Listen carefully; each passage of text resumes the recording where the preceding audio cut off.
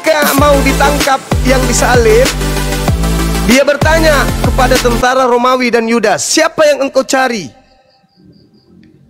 Mereka tentara Romawi berkata, aku mencari Yesus dari Nazaret. Apa kata orang yang ditangkap itu? Akulah dia. Apa kata Yesus? Kalau ada orang berkata akulah dia, itulah penyesat. Gak ada yang ditangkap ini. Di mana ceritanya di saat Yesus ditangkap itu? Iya, di saat orang ini mengaku akulah dia, itulah penyesatnya yang ditangkap itu. Di mana itu tertulis, Bang? Yohanes 18 nomor 5. Yohanes 18 nomor 5 ya. Iya. Berarti si penyesat ini mengaku akulah dia gitu. Lalu dia ditangkap. Betul, itu pintar. Ditangkaplah dia. Sebagai Kristen saya baru dengar ya gini itu. Memang sulit. Karena Kristen didoktrin. Baru dengar dari Bang Sumal. Baca Bibelnya, coba baca Bibel. Yohanes 18. Ya, baca dulu. Saya sering belajar sama Bang Zuma biar pintar. Gitu. 18 berapa itu? Saya akui nomor 5.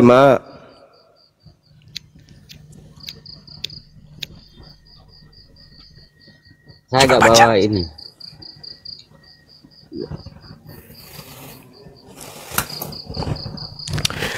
Ayo, siapa yang bisa nunjukin? Berapa Guru ndak? Yohanes 18, buka aja langsung semua. Yohanes 18.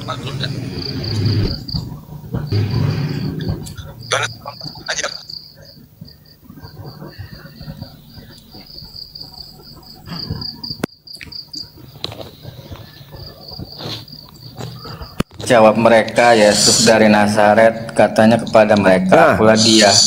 Yudas yang mengkhianati dia berdiri juga di situ bersama-sama mereka. Perikopnya itu muncul kan gitu ya. Itu coba lihat. Nah, mana? Boleh saya yang baca? Yohanes, baca. Setelah Yesus mengatakan semuanya itu, keluarlah ia dari situ bersama dengan murid-muridnya. Berarti yang keluarnya Yesus ya?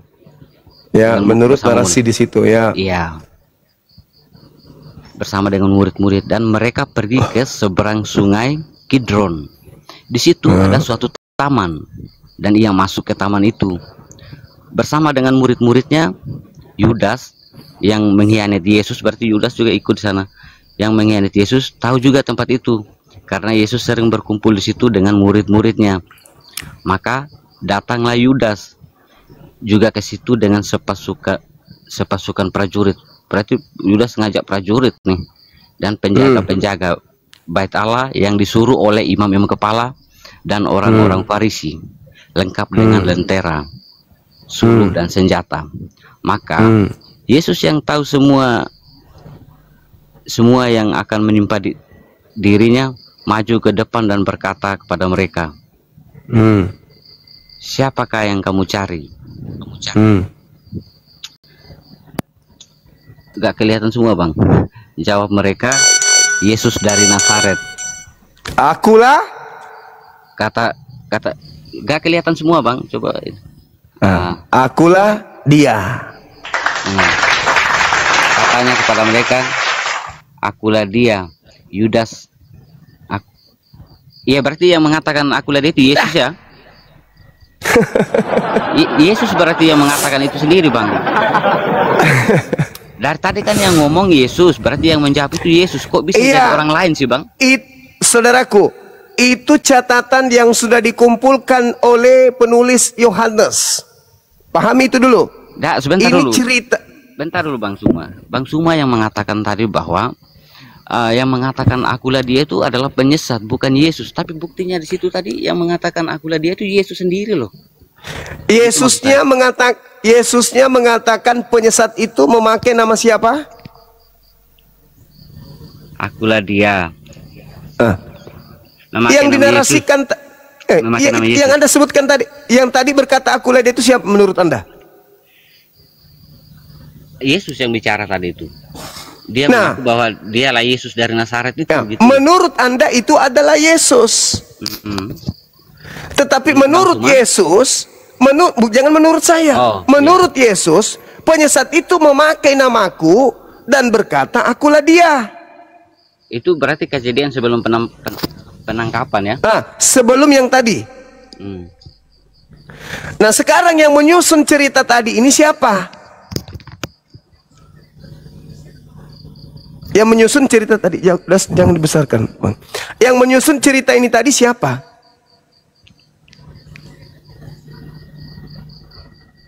Dari 1, 2, 3, 4, yang menyusun cerita itu siapa? Orang yang tidak dikenal. Bukan, kita tidak kenal siapa yang menyusun cerita itu. Tapi jadi mereka kan tahu kisah Yesus gitu loh. Kalau nggak tahu kan nggak mungkin mereka mencatatnya gitu loh, Bang. Iya, tapi kita tidak tahu siapa orang ini yang menulis ini. Sama halnya seperti begini, Bang. Sama halnya seperti kita menulis sebuah cerita sebuah berita. Kalau kita tidak tahu sebuah kejadian, bagaimana kita bisa menulis di dalam sebuah bukan itu gitu loh. Bukan itu poinnya. Cerita ini dibangun ini zaman dulu loh. Ya, lanjut, Bang, lanjut. Yohanes 18 ini disusun ceritanya 1, 2, 3, 4. Di data nomor 5, di situ diceritakan sebelumnya pengantarnya. Yesus pergi di sana, dia sebuah kota bernama ini, kemudian dia bersembunyi bersama teman-temannya dan Yudas ada di sana karena Yudas sering juga tahu ada di situ. Lalu kemudian ketika datang, dia bertanya, siapa yang kau cari? Itu kan disusun. Cerita itu disusun. Seakan-akan itu adalah Yesus. Berarti penulisnya pun sudah ikut mendukung si penyesat ini. Coba Anda baca di dalam Yohanes 21 nomor 24, nomor 25. Bukti bahwa penulis buku Yohanes ini bukan murid Yesus. Di situ buktinya. Coba bisa enggak saudara Kian Santang buktikan bahwa yang menyusun Yohanes 18 ini bukan murid Yesus? Yohanes 21 nomor 24. Yohanes 21 nomor 24, 25. Begini aja, Bang, singkat saja begini, Bang Suma. Ya tunggu dulu, ya. Habis ini kita buktikan bahwa cerita yang disuguhkan tadi ini yang seakan-akan Yesus yang berkata, nanti kita lihat di sini di Yohanes 21 ini. Saya sudah paham, sambil Bang Kian Santang mencari, saya sambil ya, besarin kan. Ngomong boleh ya. Jadi begini. Boleh. Kalau dilihat-lihat dari cara ini mungkin Yohanes 1 atau 21, Guru Ndak? 21. 21.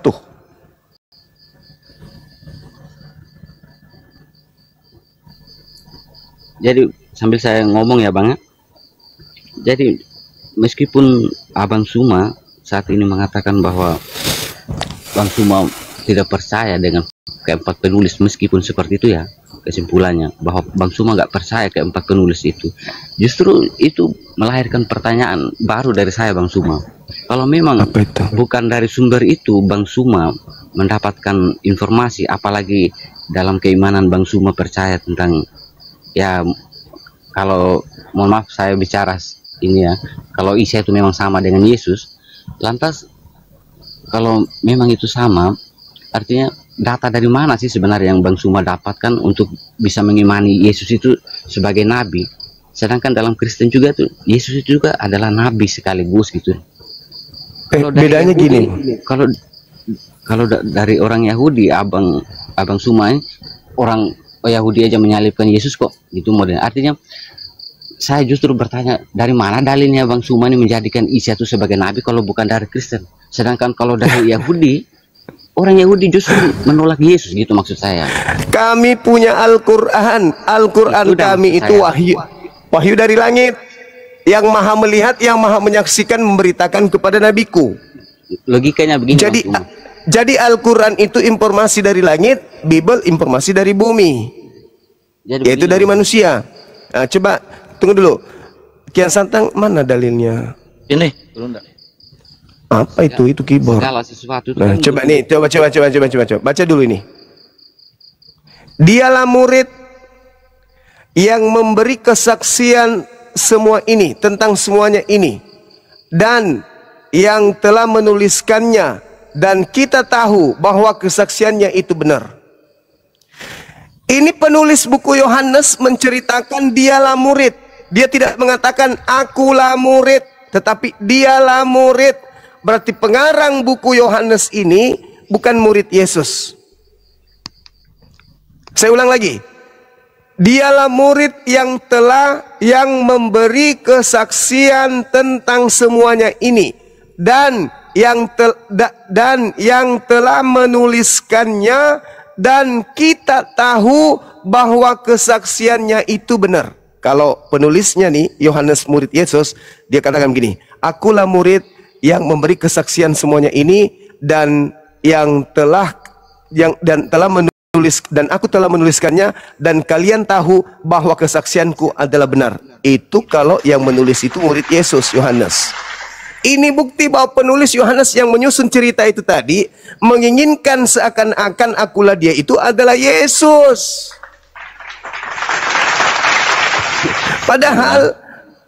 Padahal cerita itu disusun untuk menggiring kalian percaya kalau itu adalah Yesus. Tapi Yesus sudah mewanti-wanti, waspadalah kepada penyesat yang datang kepadamu dengan memakai namaku dan berkata akulah dia. Mari saya buktikan ya, kalau ini bukan Yesus. Oke, kita buktikan. Saudara Kan Santan, tolong buka Markus 14. Oke, kita buktikan kalau yang mengaku akulah dia itu bukan Yesus. Pelan-pelan, kita belajar, jangan dikejar waktu. Nah, turunkan ke bawah di data nomor 50. Ke bawah. Oh, mama Data 50, turun enggak? Iya. Dulu waktu saya jadi dosen, ada asisten dosen saya, lalutnya lebih parah dari ini. Kulempar sendal. Jadi, di sini nomor 50. Lalu semua murid itu meninggalkan Yesus dan melarikan diri.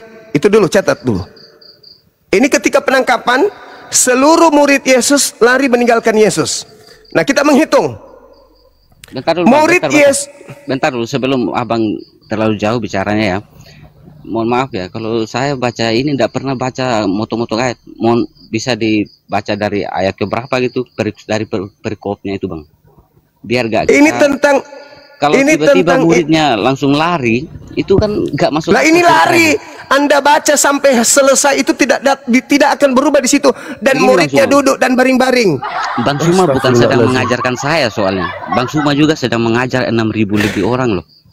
Apa yang Anda ingin jual setelah kita baca satu bab ini?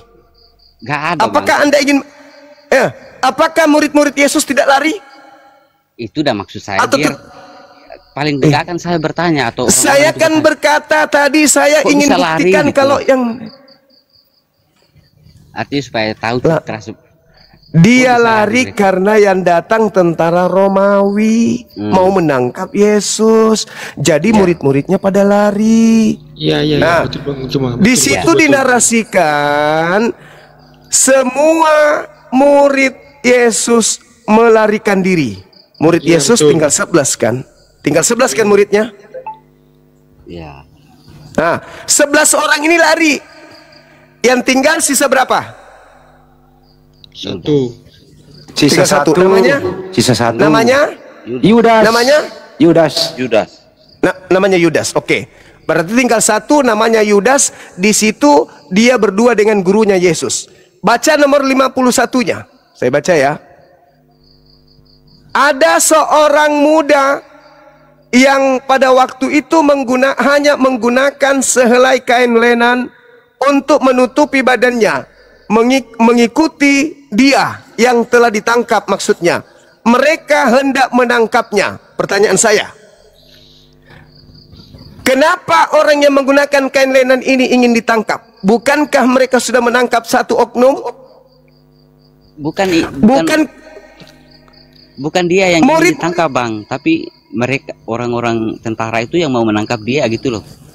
Ya, tentara ini ingin menangkap pemuda yang menggunakan kain lenan, betul? Ya, betul. Siapa pemuda yang menggunakan kain lenan ini?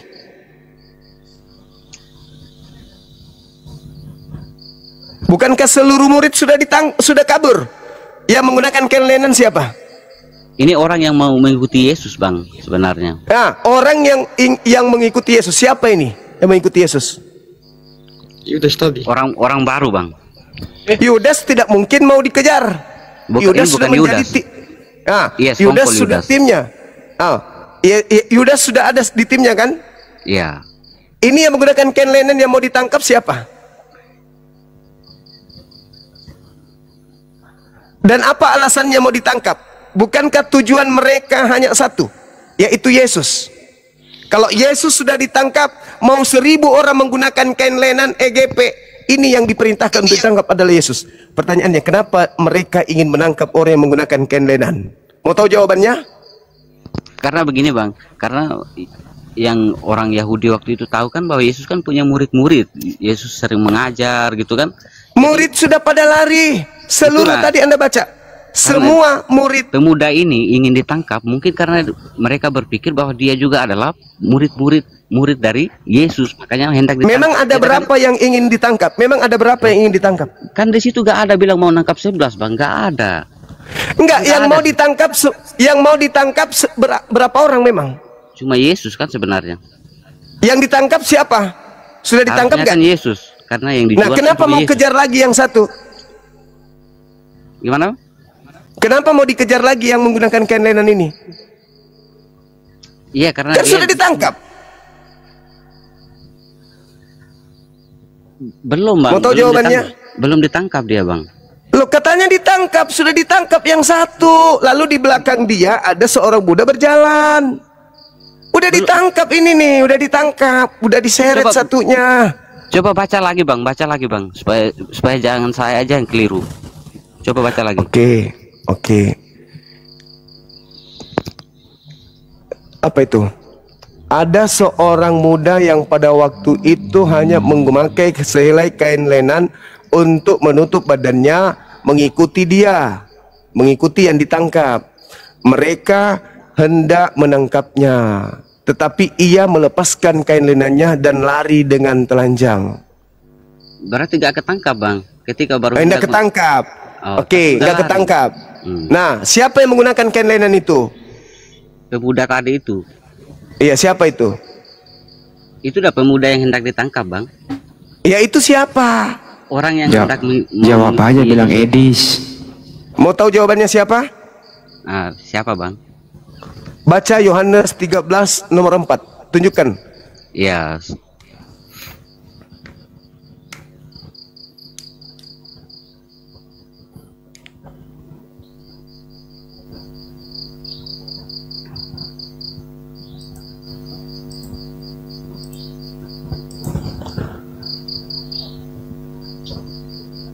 Nah, muncul. Lalu bangunlah Yesus dan menanggalkan jubahnya. Yesus mengambil sehelai kain lenan dan mengikatkannya pada pinggangnya. Ya. Siapa yang menggunakan kain lenan? Yesus. Yang melepaskan kain lenan siapa?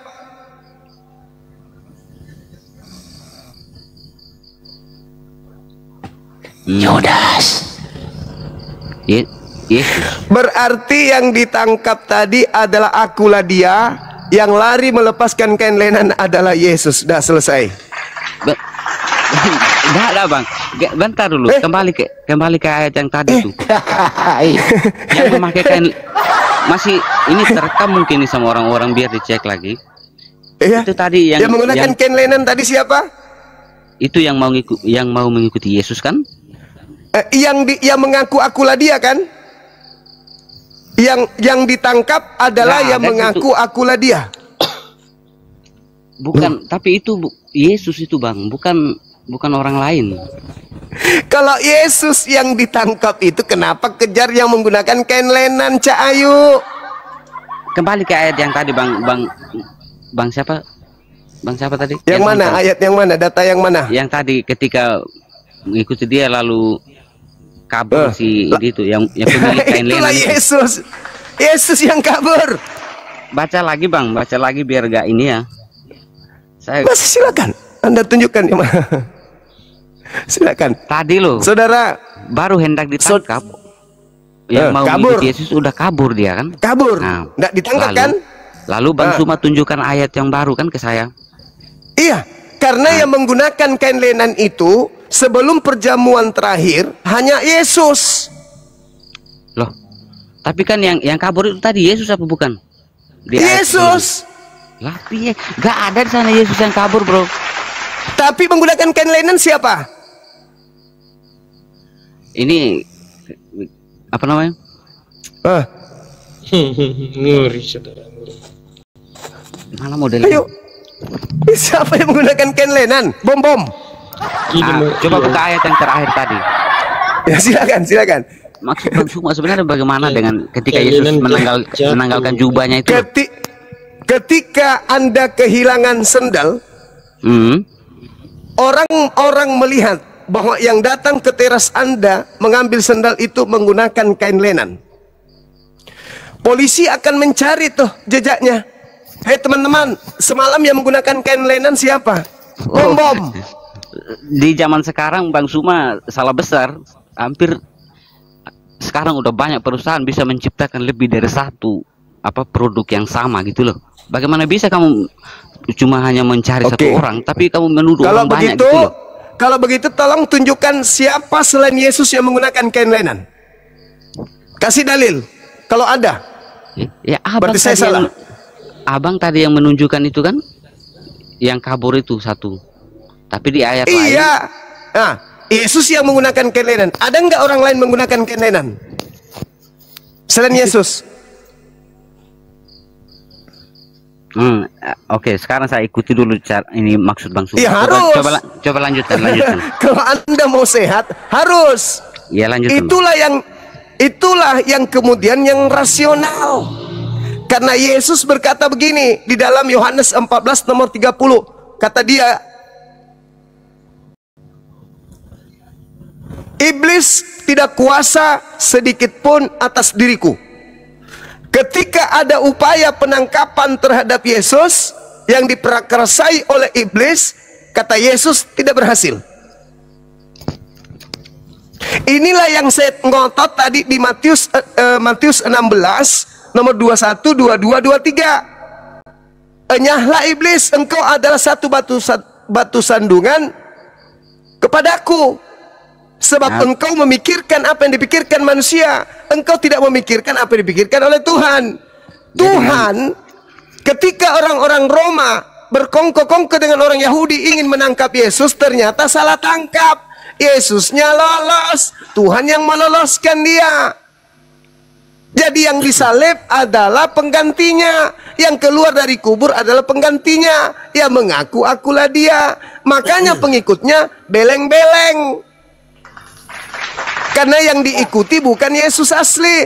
Makanya mereka ibadahnya minggu, makanan-makanan yang diharamkan, tidak bersunat, menyembah kepada Kristus. Makanya beda kan? Yesus tidak pernah mengenal itu semua. Karena kalian digiring mengikuti oknum yang mengaku Yesus. Sulit memang kawan, sulit. Karena Anda nyaman dalam kesesatan. Begini, ketika ada orang yang linglung, tidak menggunakan akal, dia keluar dari rumahnya, dia menemukan sebuah tempat, di mana tempat itu penuh dengan ular, tetapi di situ ada buah-buahan yang banyak. Orang linglung ini tidak akan memperhatikan ularnya, yang dia pikirkan hanya buah, makan aja terus makan. Diingatkan, tidak peduli dia. Karena dia lagi dalam keadaan tersesat, dalam keadaan beleng-beleng. Nanti ditampar mukanya, gerbuk, sadar kau. Baru tersadarkan, oh iya ya, ternyata salah. Baru kembali kepada ajaran Yesus. Ini Bang Suma ya, Bang Suma. Gitu, saudara. Jadi kalau menurut saya Bang Suma agak salah tafsir dikit ya.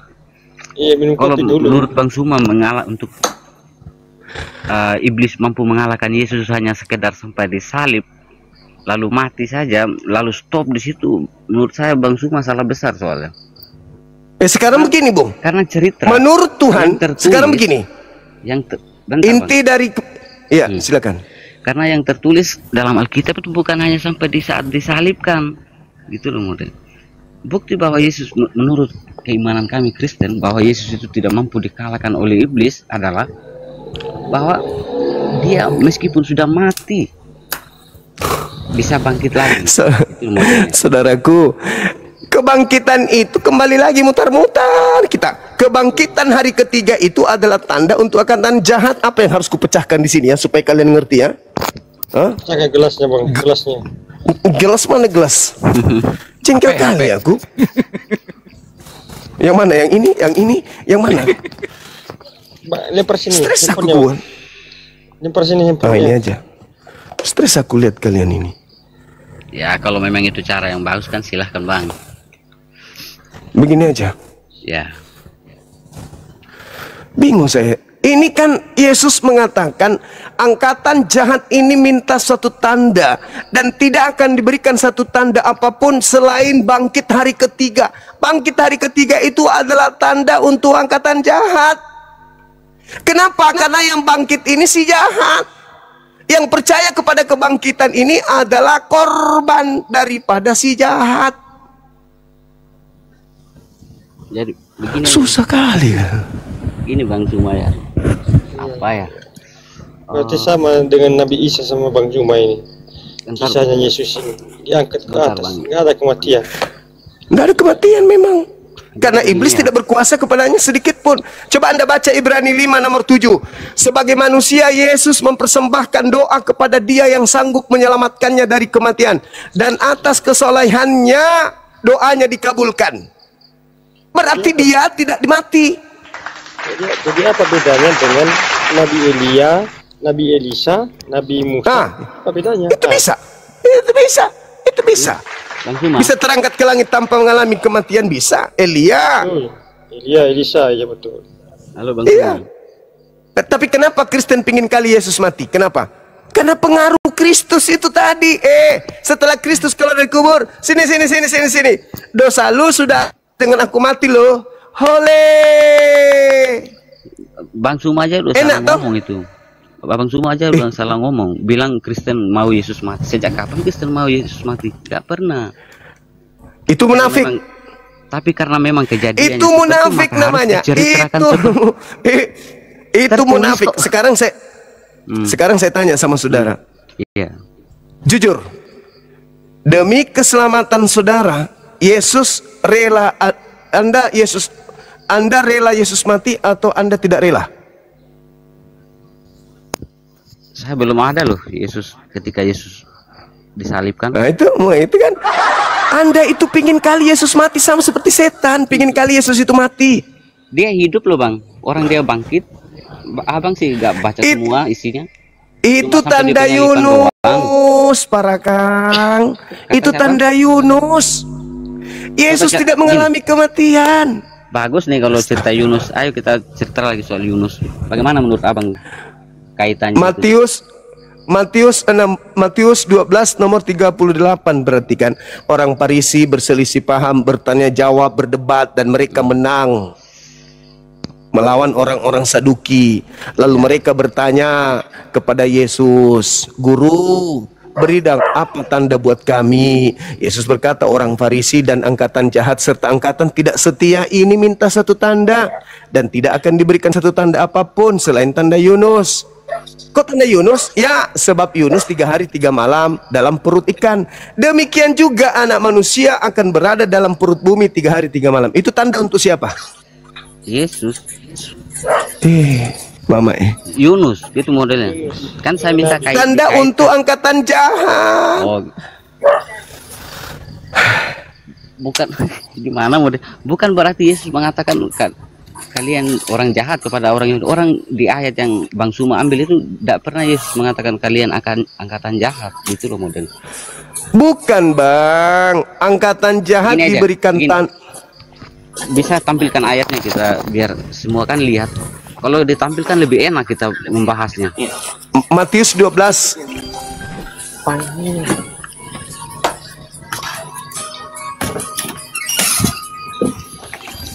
Matius 12 nomor 38.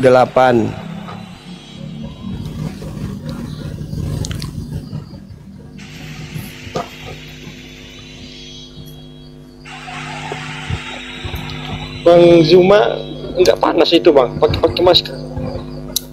Makanya demi kalian kan tadi aku diminta. 3 kali kalian ini memang. Iya, nggak ada yang saya suruh abang pakai masker. Jadi maksud lu apa? Gak apa-apa lah demi kalian, supaya kalian itu bisa terselamatkan, masalah. Begini loh indahnya kawan, di Islam itu kan Yesus mengatakan begini di dalam Yohanes 16 nomor 12, nomor 13, 14, apabila roh kebenaran itu datang, maka dia akan membimbing manusia untuk memuliakan aku. Ini yang kita sedang lakukan ini adalah upaya kami melepaskan Yesus dari belenggu fitnahan dan tuduhan bahwa dia itu mati dikutuk, mati ditombak, mati digantung, diseret, ditampar, ditelanjangin, digantung, dibunuh. Itu kami berusaha untuk memuliakan dia. Tidak, dia tidak disalib, dia tidak dibunuh, dia tidak ini, dia tidak. Dia adalah manusia suci, langsung diangkat oleh Tuhan ke langit, memuliakan aku. Kalian enggak, oh enggak, dia yang disalib kok, dia yang ditampar kok, dia yang ditelanjangin, dia yang digantung, dia yang ditombak, dia yang dibunuh kok. Kok kalian ngeri kali kalian.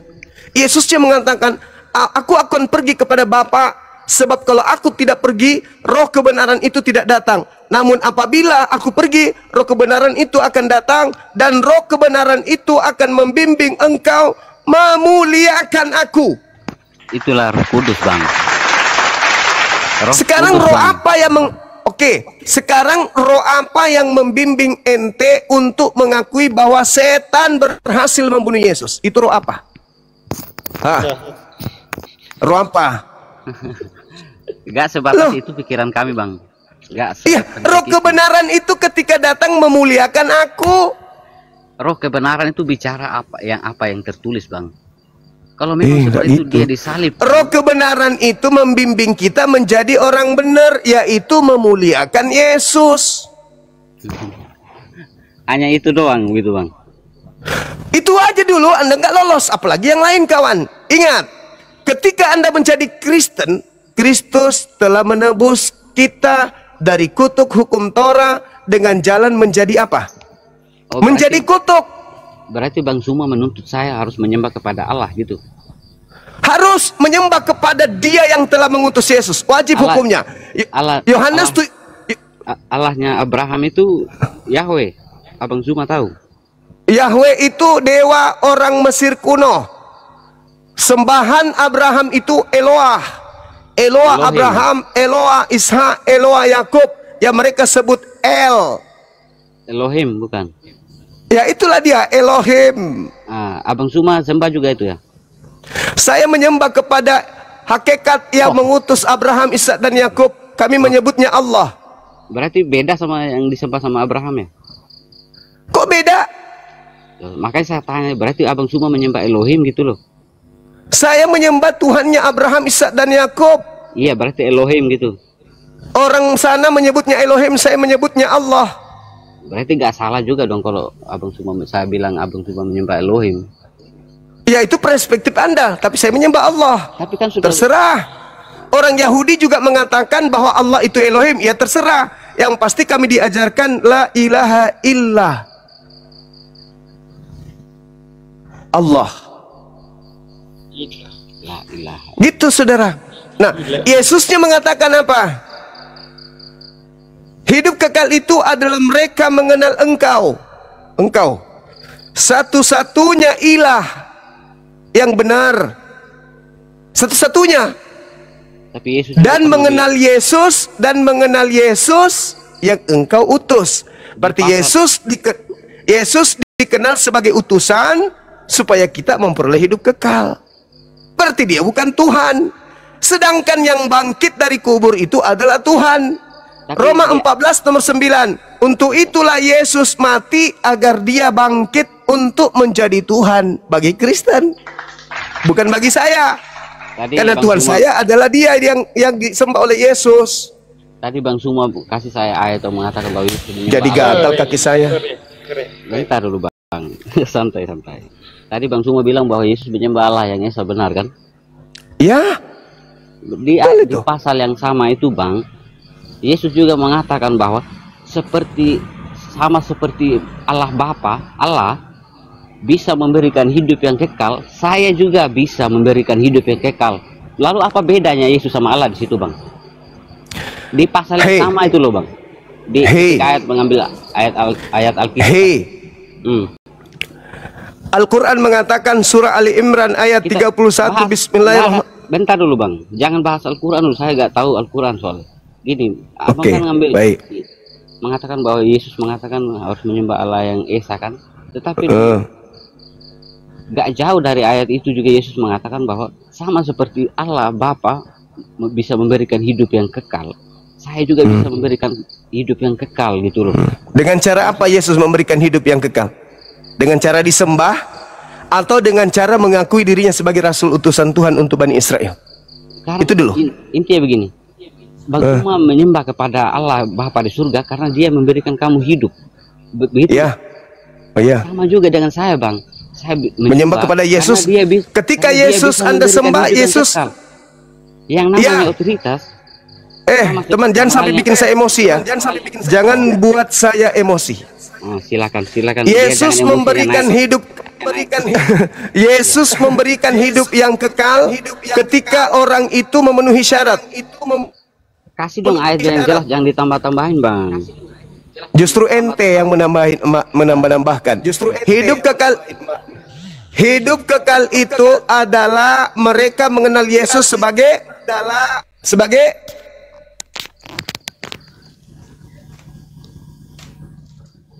yang Engkau utus. Nah, itu bisa. Jadi Yesus sudah memberikan penggarisan.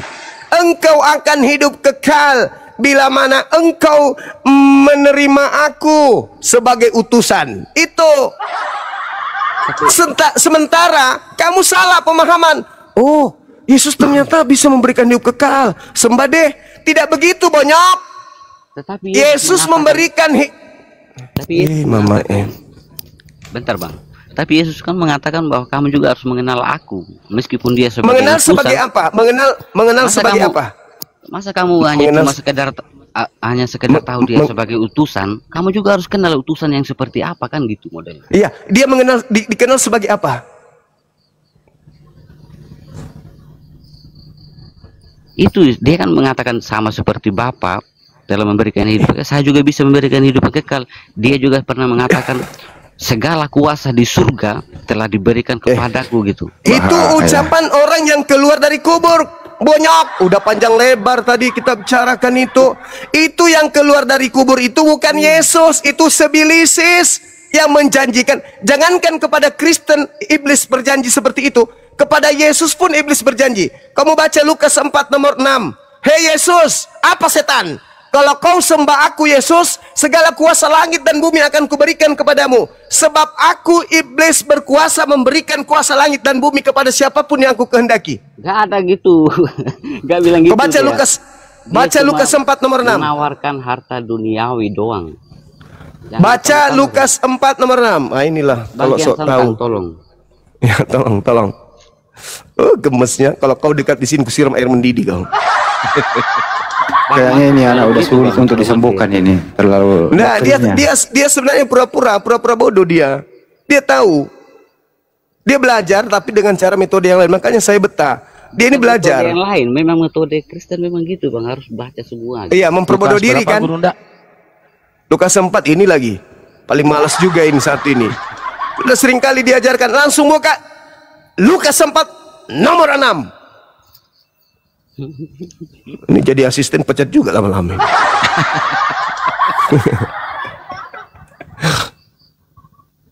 Lama-lama hostnya kita kick. Nah ini. Nah, baca. Kian Santang. Belum ada, belum muncul. Gara-gara lu. Besarin. Ya, mata saya sudah ngantuk, nggak bisa baca kalau kecil gitu. Gara-gara hostnya kena bantingan. Nah ini dosen saya aja dulu pernah kutarik pulpennya kok. Bapak lama kali menjelaskan. Sini pulpennya aku yang jelaskan. Gitu. Mana? Kata iblis. Bisa itu. Kata iblis kepada Yesus, segala kuasa itu serta kemuliaannya akan kuberikan kepadamu, sebab semuanya itu telah diserahkan kepadaku, dan aku memberikan kepada siapapun yang aku kehendaki. Tuh. Bentar, biarin dulu ayatnya Bang, jangan dihilangin. Jangan gitu Bang. Munculkan jangan Lukas 4 munculkan semuanya. Semua. Oke, Baru iya. keren. Nah, gitu. Itu maunya dia. Satu stempel juga lama. Satu sekop. Stempel juga lama-lama kepalanya. Stempel kelurahan itu jangan nggak boleh. Udah hitam jangan distempel. PT Alim ini PT Alim. Iya. Makanya jangan itu, nggak boleh, mahal harganya itu. Baca itu bang. Orang lagi stres ini. Tengoklah caranya buka. Bukan Yang begitu. ini dapatnya. Bunda Rahma bisa buka nggak Bunda? Lukas Oh ya, 4. oke, siap. Lukas 4. Pada baumu ya Basia. Lukas 4. Ayat 1 sampai sekian gitu. Nih. Iya, menras yang ngoteh. Ya, Lukas 4. Lalu berkatalah iblis.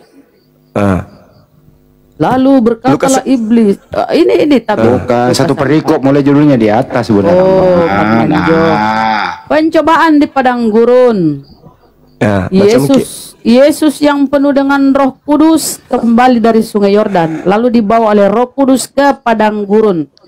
Di situ dia tinggal 40 hari lamanya dan dicobai iblis. Selama di situ ia tidak makan apa-apa, dan sesudah waktu ia lapar. Lalu berkatalah iblis kepadanya, "Jika engkau anak Allah, suruhlah batu ini menjadi roti." Jawab Yesus kepadanya, "Ada tertulis, manusia hidup bukan dari roti saja." Kemudian ia membawa Yesus ke suatu terus. Kemudian ia membawa Yesus ke suatu tempat yang tinggi, dan dalam sekejap mata ia memperlihatkan kepadanya semua kerajaan dunia. Kata iblis kepadanya, "Segala kuasa itu serta kemuliaannya akan kuberikan kepadamu, sebab semuanya itu telah diserahkan kepadaku, dan aku memberikannya kepada siapa saja yang ku kehendaki. Jadi jikalau engkau menyembah aku, seluruhnya itu akan menjadi milikmu." Tetapi Yesus berkata kepadanya, "Ada tertulis, engkau harus menyembah Tuhan Allahmu saja, dan hanya kepada Dia sajalah engkau berbakti." Kemudian ia membawa Yesus ke Yerusalem dan menempatkan dia di bumbungan bait Allah. Lalu berkata kepadanya, "Jika engkau anak Allah, jatuhkanlah dirimu dari sini ke bawah.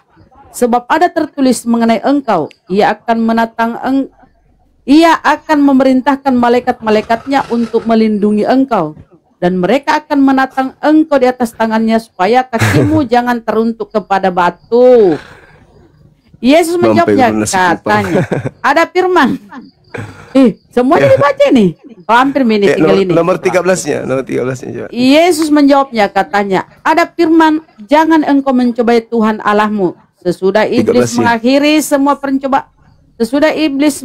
semua pencobaan itu, ia mundur daripadanya dan menunggu waktu yang baik. Menunggu waktu yang baik. Dia nggak berhasil memberikan kuasa itu kepada Yesus. Yesus menolaknya. Iblis mundur dan iblis menunggu waktu yang baik. Iblisnya begini, kapan ya? Kapan lu kena kau ini, kena kau. Aku pengaruhi Yudas, aku pengaruhi imam kepala, aku pengaruhi mahkamah agama. Kena kau ini sekarang. Apa yang terjadi? Terpengaruh mereka dengki, sepakat membunuh Yesus. Begitu selesai kejadiannya, apakah iblis berhenti? Enggak. Yesusnya diselamatkan. Oke, Tuhanmu selamatkan kau. Oke, memang aku tak mampu menyesatkan kau, bro. Tapi aku akan memakai namamu. Dadah, kau udah ke langit. Namamu masih ada di sini. Aku akan pakai. Melalui siapa? Aku pakai melalui penggantimu yang disalib. Aku akan merasuki dia dan mengaku kamu di dalamnya. Maka ketika Yudas masuk ke alam kubur, hari ketiga dia keluar, menggenapi Matius 12 yang tadi. Angkatan jahat minta satu tanda dan tidak diberikan satu tanda kecuali anak manusia. Yesus sudah tahu bahwa akan terjadi seperti ini. Anak manusia akan kerasukan setan dan akan bangkit dari hari ketiga, dan setan itu akan mengaku aku. Andai saja yang keluar dari kubur itu mengatakan begini, "Akulah bom." Tidak ada yang percaya. Tapi karena dia mengaku, "Akulah Yesus, kepada aku telah diberi kuasa pergilah ke seluruh bangsa, jadikan dunia, jadikan seluruh bangsa menjadi pengikutku. Maka banyaklah orang yang disesatkan, termasuk ente, Pade. Jadi saya gabung, Bang. Ya boleh. Oke. Jadi ayat yang Abang Suma tadi itu pertontonkan, yang ditunjukkan tadi itu kan iblis yang ngomong, Bang. Sama Yesus. Yang mengatakan segala kuasa itu kan iblis, kan? Nah, yang saya maksud Yesus adalah Yesus mengakui kalau penguasa dunia itu adalah iblis. Tapi di ayat itu nggak ada Yesus mengaku, Bang, bahwa dia adalah ini. Justru dia mengatakan kamu jangan pernah mencobai Tuhan Allahmu. Ya, ayat Yohanes 12 nomor 31, sekarang berlangsung penghakiman akan dunia ini, sekarang juga penguasa dunia ini yaitu iblis telah dilemparkan keluar dari mana? Dari kubur. Baca Yohanes 12 nomor 31, baca, Bang. Bentar. Kan baca. Ada ayat dalam Alkitab itu. Penguasa dunia ini siapa? Iblis. Lah, berarti bukan Allah ya penguasa dunia ini? Oh tidak, Allah yang menguasai. Dengar. Ini Bible, bukan Al-Quran. Bible. Yesus yang berkata penguasa dunia ini adalah iblis. Yesus yang berkata itu. Yohanes 12 nomor 31. Sekarang saya tanya. Dan iblis yang penguasa dunia ini dilemparkan keluar dari kubur. Yesus ketika setelah itulah yang makalolo keluar dari kubur itu. Makalolo keluar. Makalolo pada hari ketiga. Mau tahu itu dibilang makalolo? Merayap ki suluk dari kubur kah? Tangannya dulu keluar begini, Akulah Yesus, kepadaku telah diberi kuasa. Pergilah ke seluruh bangsa, jadikan seluruh bangsa menjadi pengikutku. Begitu. Jadi puna suluk minjo tawa baturi kuburu kah? Alari memang mau. Langkah 1000 memang mau. Nah sebabnya Tuhan injo. Oh jadi begini, Tuhan. Bang. Cetang anjo suluk baturi kubur kah? Cetang.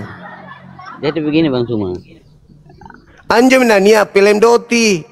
Hari Rabu sebentar. Hari Rabu kita nonton bareng di MP Maghrib yang mau ikut. Gitu maksudnya.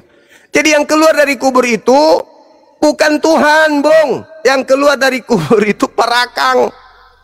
Itu kata Yesus, Yohanes 12:31, penguasa dunia ini telah akan dihakimi. Penguasa dunia telah datang yaitu iblis, dan dia akan dilemparkan keluar. Dilemparkan keluar dari mana? Begini, saya tes dari Gan Eden sekali lagi ya. Saya tes. Dari Gan Eden tidak mungkin. Gini, baca Yesaya 14 nomor 15. Iblis dilemparkan ke dalam kubur. Yesaya 14 nomor 15. Intinya begini aja, Bang Suma, daripada panjang lebar. Bang Suma percaya Injil apa enggak? Isinya itu percaya apa enggak? Saya percaya kitab saudara adalah catatan yang dituliskan oleh pewarta yang melakukan penelitian tentang kesaksian yang terjadi pada masa lampau. Ada yang salah? Tapi Anda menolak penulisnya gitu loh. Tapi mengutip beberapa ayat untuk membenarkan Abang, kan udah salah, Abang. Saudaraku, ketika Anda tanya saya, Bang Suma, Anda percaya kitabnya orang Kristen itu firman Tuhan? Saya mengatakan tidak. Saya gak nanya itu firman.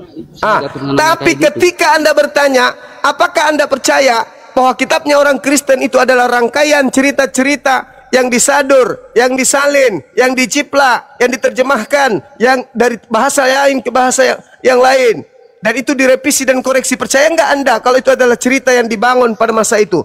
Percaya. Kurang apa lagi? Tapi saya tidak percaya kalau itu firman Tuhan. Tapi kalau dibilang buku yang menceritakan tentang cerita-cerita kesaksian-kesaksian, saya percaya. Saya percaya. Kata siapa saya tidak percaya? Tapi saya tidak percaya itu adalah firman Tuhan, karena memang bukan. Tapi kalau dibilang cerita-cerita sejarah yang menceritakan tentang kejadian itu, saya percaya. Sama ketika saya membaca buku-buku seperti ini. Ini saya percaya nih, bahwa ini adalah buku yang dituliskan berdasarkan dengan referensi dan daftar pustaka yang ditulis oleh penulisnya, oleh pengarangnya. Tapi bukan firman Tuhan, meskipun di dalamnya ada ayat suci. Tapi bukan firman Tuhan. Buku ini bukan kitabullah, bukan. Tapi di dalamnya ada termasuk jiplakan dari firman Tuhan, ada sabda Nabi. Tapi kedudukannya bukan sebagai firman Tuhan.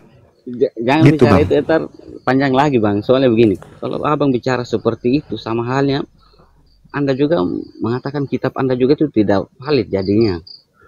Tidak bisa. Oh, kenapa tidak bisa? Nah, sekarang setelah Bang Suma aja bisa mengatakan seperti itu kepada saya. Kenapa saya nggak boleh mengatakan seperti itu? Oke, baik. Ini kitab Anda nih. Sebelum Lukas menulis, Lukas terima dari mana? Intinya begini aja Bang.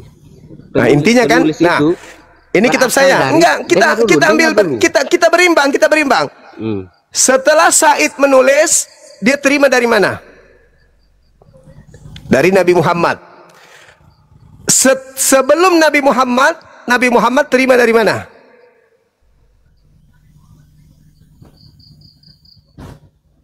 Dari mana, Bang? Nabi Muhammad. Dari sebut aja. Dari Nggak malaikat. tahu lah Bang. Dari Allah langsung itu ya? Malaikat Jibril. Langsung dari Jibril. Oh, dari Jibril. Berarti terputus kan? Terputus. Tidak ada dari ini dikumpul lalu disusun. Gak ada.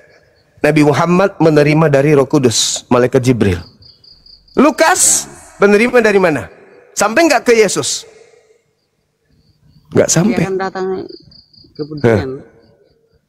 Lah, iya, justru karena itu Lukas ditulis di antara tahun 70 sampai 76.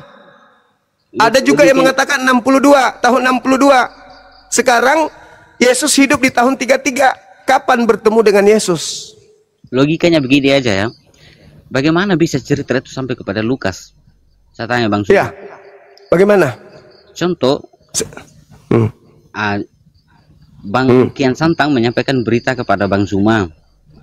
Sekarang supaya tiba-tiba berita itu ada di saya langsung menuliskan. Sedangkan Kian Santang anggaplah udah gak ada modelnya. Bagaimana cerita itu bisa sampai ke saya Bang? Gini, saya bertanya sama Anda, dari mana Lukas terima cerita itu? Bang Suma saya coba. Kian Santang kan ngasih berita ke Bang Suma. Bang Suma yang nyatat nih anggaplah. Tiba-tiba, mohon maaf, Kian Santang udah gak ada. Anda bicara Al-Quran atau bicara Bible? Kedua-duanya. Oh, nggak bisa. Oh, Bible aja. Nabiku menerima wahyu langsung di dadanya nih. Langsung di dada beliau Al-Quran itu. Iya, Bible aja. Al-Quran itu. Kalau nggak mau silakan. Bible aja. Ya, karena nggak cocok. Oh, silakan. Jadi Kian Santang ngasih pesan ke Bang Suma, terus Bang Suma catat, simpan. Tiba-tiba Bang Kian Santang, mohon maaf, udah gak ada. Lalu tiba-tiba 50 tahun berikutnya, tiba-tiba saya buat catatan begitu. Tapi isinya sama gitu loh modelnya. Ceritanya sama. Dari mana Anda tahu? Itu dah makanya. Menurut Bang Suma, saya dari mana mendapatkan berita itu? Ya, dari hasil penyelidikan. Baca Lukas 1 nomor 1 sampai nomor 4. Lalu kenapa Matius disalahkan Bang Suma? Matius, Anda baca Matius 9 nomor 9. Untuk membuktikan bahwa pengarang Matius bukan murid Yesus, baca Matius 9 nomor 9. Siapapun itu kan yang penting apa? Pesan yang salah itu gak ada Bang. Pesan yang siapa salah. Bilang? Kecuali kalau kitab yang sesat itu, dia menyuruh kamu untuk berzina segala macam, apa membunuh. Oh, bukan begitu. Iblis itu bisa nggak kira-kira dia supaya diikuti, dia terang-terangan mengajak orang berzina? Aja ini hanya modal nekat ini. Sekarang saya coba tanya Bang, apa ajaran yang salah dari Kristen? Semuanya. Selain semua ajaran Kristen itu salah. salah. Yang Esa itu selain itu. Tidak ada satupun yang benar. Salah apa? Semuanya salah.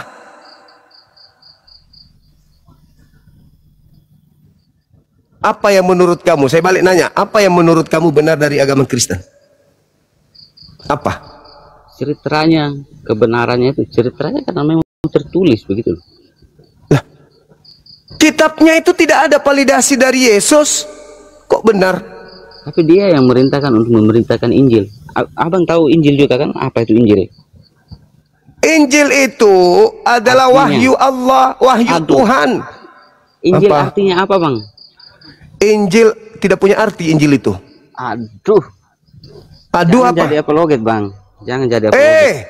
Apa arti Injil? Apa arti Injil? Searching dulu lah. Yang Anda maksud Evangelion, kabar baik. Itu bukan Injil.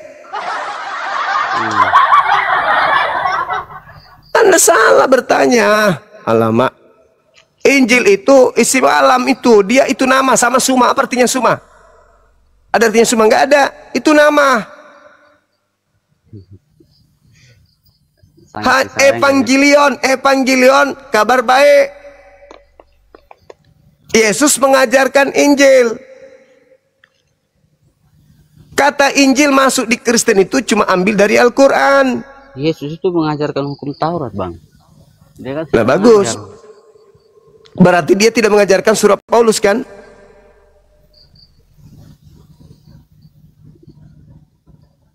Tapi Paulus mengajarkan ajaran Yesus. Yesus yang mana? Lah, yang kutip-kutip dari Injil tadi. Paulus menulis tentang Yesus yang datang kepadanya dalam bentuk suara, dalam bentuk cahaya. Yesus pernah ketika hendak ditangkap itu dia melakukan perjamuan malam terakhir bersama ke-12 muridnya. Di situ dia mengatakan, perbuatlah ini untuk mengenang saya. Sekarang jika memang semua lebih pengikut Kristus daripada pengikut Yesus daripada saya, ada nggak semua merayakan perjamuan itu untuk mengingat Isa? Ada nggak? Perjamuan itu untuk menguji siapa yang akan berkhianat kepadanya, siapa yang tidak. Dia udah tahu siapa pengkhianatnya, dia udah tahu Yudas. Yesus mengatakan, inilah darahku, inilah dagingku. Iya, kenapa dia melakukan itu? Karena dia tahu bahwa sekarang itu akan digantung di kayu salib. Nah, itulah ujiannya. Lalu kenapa kamu bilang itu adalah penyesat yang disalibkan? Salah besar berarti Bang Suma. Oh, sudah error anak ini. Yesus menguji dirinya, inilah darahku. Diambilnya anggur itu kan, inilah darahku. Menguji dirinya bagaimana menurut Bang Suma? Dengan mengatakan inilah darahku, anggur ini berarti bukan darah ini yang harus kau minum, tapi darah ini. Jadi siapa yang menginginkan benar-benar kematian atas diriku, berarti dia tidak menginginkan darah yang ini. Dia menginginkan darah tubuhku, yaitu aku ingin dibunuh. Maka diujilah di situ. Siapa di antara kalian akan menjadi pengkhianat? Berarti kalau ikuti logika Bang Suma, berarti menurut Bang Suma, murid-murid Yesus itu membunuh Yesus sendiri gitu. Karena mereka kan minum dan makan bersama Yesus waktu malam itu. Yang diminum apa? Anggur. Nah, yang menginginkan keinginan darah betulan siapa? Kristen. Tapi Bang Suma bilang itu adalah lambang ini darah dan tubuh. Berarti siapa yang minum itulah yang ingin menginginkan kematian dia. Berarti yang minum anggur betulan itu tidak menginginkan kematian. Ente yang tidak minum anggur pingin darah betulan. Ente itu Dracula, pengisap darah beneran. Sedangkan Yesus sudah memberikan, inilah darahku, minumlah. Dikasihnya juga roti, inilah dagingku, makanlah. Jadi yang makan roti beneran, yang minum anggur beneran, tidak menginginkan kemudian darah dan dagingnya, tapi yang menginginkan kematian terhadap Yesus adalah dia yang benar-benar Dracula, setan. Astagfirullahaladzim. Saya ngomong sebentar Bang. Turun. Capek saya lah Denny. Bebal, betul-betul bebal, nggak ada otak. Cuman kayak mesin ketik. tapi nggak nangkap. 1 jam lebih. Iya. Saya ikutin iramanya, tapi nggak ada poinnya. Capek muter-muter. Keselak babi kayaknya Gurunda. Nah, itu dia. Aduh, ini gara-gara biji pelernya itu kecil kayak kelereng. Ketelan lagi. Enggak gitu. Menurut informasi yang saya pantau, ini kabar dari Pak RT. Barusan nelpon. Ini anak ternyata tadi sore habis kecebur sumur. Sumurnya yang kecebur ke dia. Dia masuk ke sumur mati. Di dalamnya ada belau. Ya. Kira-kira belau begitu. tikus. Balesu. Iya. Ada balesu. Diumumkan dulu Bang Handi. Hari Rabu 18.30 setelah salat maghrib ada studio di Access One Mall MP Penakukang yang disiapkan untuk Bang Suma. Teman-teman yang ada di Goa Makassar atau yang ada di Jakarta pingin nonton bareng sama Suma, silakan terbang. Habis maghrib kita nonton bareng sama-sama film Doti ya. Hari Rabu ya. Rabu itu tanggal berapa sih? Wih, keren banget. Panakukang. Di Panakukang. Jadi teman-teman silakan hadir 30 menit atau 1 jam sebelum maghrib untuk kemudian sama-sama kita nonton. Yang mau dipangku sama Bang Suma daftar duluan. Tapi yang ini ya, yang bawa anaknya aja yang dipangku, jangan ibunya. Apalagi suaminya. Ayo Res. Bawa nenek, Gurunda nenek. Nenek. Ayo kita ke Kalimantan Timur. Ngapain di sana? Orang adanya di Surabaya pun. Oh, kirain Kalimantan Timur. Itu ada namanya. Insya Allah, Mas Allah. Itu namanya ada namanya Rere Banyuma. Sudah itu asistennya anaknya Bang Haji Roma. Sekarang di Makassar. Siap. Sudah mungkin dihubungi kah? Belum Pi? Enggak tahu, saya enggak periksa HP hari ini. Oh. Mau sekali sebelum ini Bang Andi, sebelum turun viewer 7.900. Selain kabar gembira yang tadi ya, 2 bulan ke depan ada kabar gembira untuk seluruh umat Islam media sosial TikTok dan YouTube yang berada di Nusantara, bahwasanya API akan mengadakan milad kedua sebagaimana kalian doakan akan terjadi di Jakarta, ikhwan, di Jakarta di Masjid Al-Ijtihad Tebet, Jaksel di tanggal 13 September 2025, hari Sabtu pada duhur sampai selesai. Save the date, kalian ambil cuti dan juga siapkan 100.000 untuk tiketnya, HTM-nya ya. Bagaimana cara pembelian tiketnya? Kalian transfer ke rekening API dan konfirmasi ke nomor Kores. Gitu ikhwannya. Alhamdulillah sudah ada 4 tiket terjual dan ini limitnya hanya 400. Kalau kalian yang ke 401 itu nggak bisa beli lagi. Kalian nonton di YouTube aja. Masjidnya nggak cukup. Jadi 400 ya ikhwan ya. Nah, ini yang mau butuh nomor Kores untuk konfirmasi tiket, ke sini kalian. Itu 100 sudah masuk ini ya, sudah include dengan konsumsi. Oh, itu rahasia, 100 include-nya apa aja rahasia. Jangan dibahas dong, Bun. Nanti mereka berharap gitu. Nanti pokoknya kalian 100.000 udah enak aja di sana gitu ikhwan ya. Tuh nomornya. Mobil Masya Allah. Honda Jazz 1, Bun. Gantungan bikin susah panitia Gurunda ini. Gantungan kuncinya. Ada door prize. Ya itu ikhwan ya. Ya.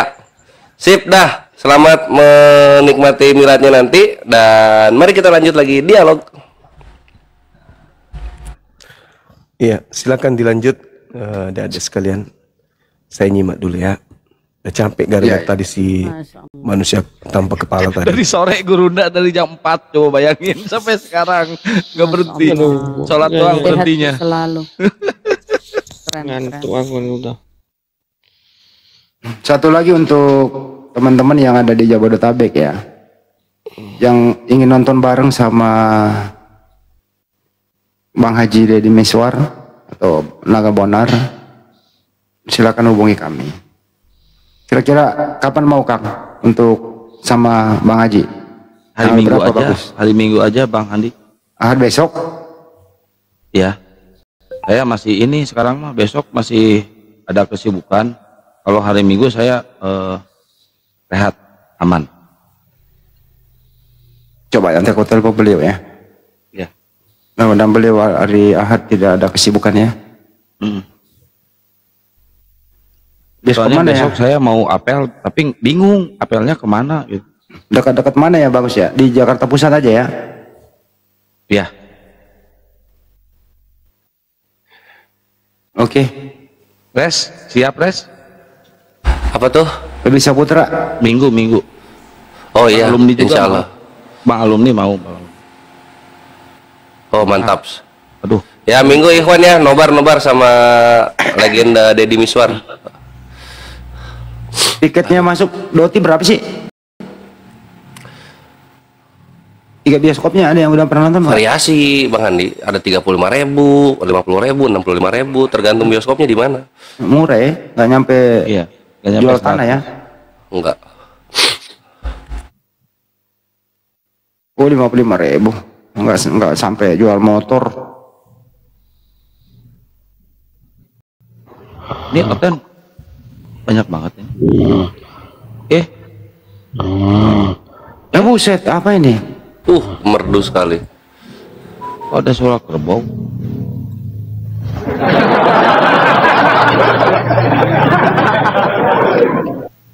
Mau ke Sukabumi saya. Memang enakan sih ke Sukabumi ya malam Ahad ya? Ayo. Mau ke si Sabrina. Gimana Kak? Bang Aang? Ayo. Saya nggak mau. Bang Aang nggak mau ke Sukabumi. Saya mau jadi orang Jakarta. Dia mau jalan Jakarta deh. Nggak bener ya. Ya, Ayo Bang buat Edi. teman-teman Oten, silakan naik lagi. Kalau ada yang Ini mau Edi diskusi. kenapa sih? Ini Kristen apa Muslim? Edi Saputra. Kristen, dia Kristen. Oh. Sudah mulai ada nih bayang-bayang apa gimana? Enggak bakalan, dia mah nggak bakalan mualaf. Bang Edi, Iya bang. gimana kabarku di sana? Iya sehat bang, sehat. Ah? Sehat. Loh, kok tahu? Iya nampak lah bang. Gimana kabarku di sana? Bang Edi ada rencana nggak? Mana bang rencana? Ada rencana nggak? Iya, pikirkan dulu bang. Ah, kau pulang ngantuk pula kau ah. Iya ngantuk aku bang. Karena lama kali cerita bang Zuma tadi sama siapa tadi itu. Ada yang ingin kau tidak tanyakan? Apa tentang apa kira-kira yang tidak kau ingin tanyakan? Enggak ada bang, enggak ada yang saya tanyakan. Udah pas semua, pas. Apa sih? Udah pas, semua pas. Udah mantap. Enggak ada yang saya tanyakan lagi. Kalau saya Yaudah lu ngomong bertanya sama diri lu, coba bertanya sama diri lu. kalau saya katanya yang ngomong langsung piur turun. Ya udah gue diam lagi deh. Gua ngantuk gua.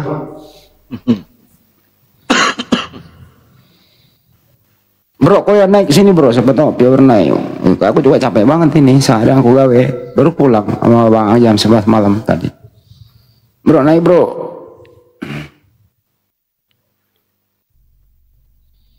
Kita butuh ilmu bro. Ilmu gue juga pas-pasan bro. Gue capek banget juga ya. Stempel lagi deh gue.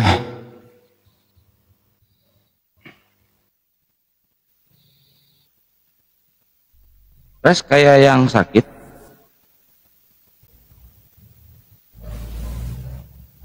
Res, Ya, Res, kayak yang sakit lu. iya ini apa? Biasa batuk, pilek, meriang. Oh.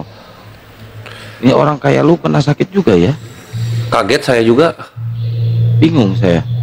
Kirain orang kayak lu tuh gak mempan sakit. Halo, selamat malam, brother.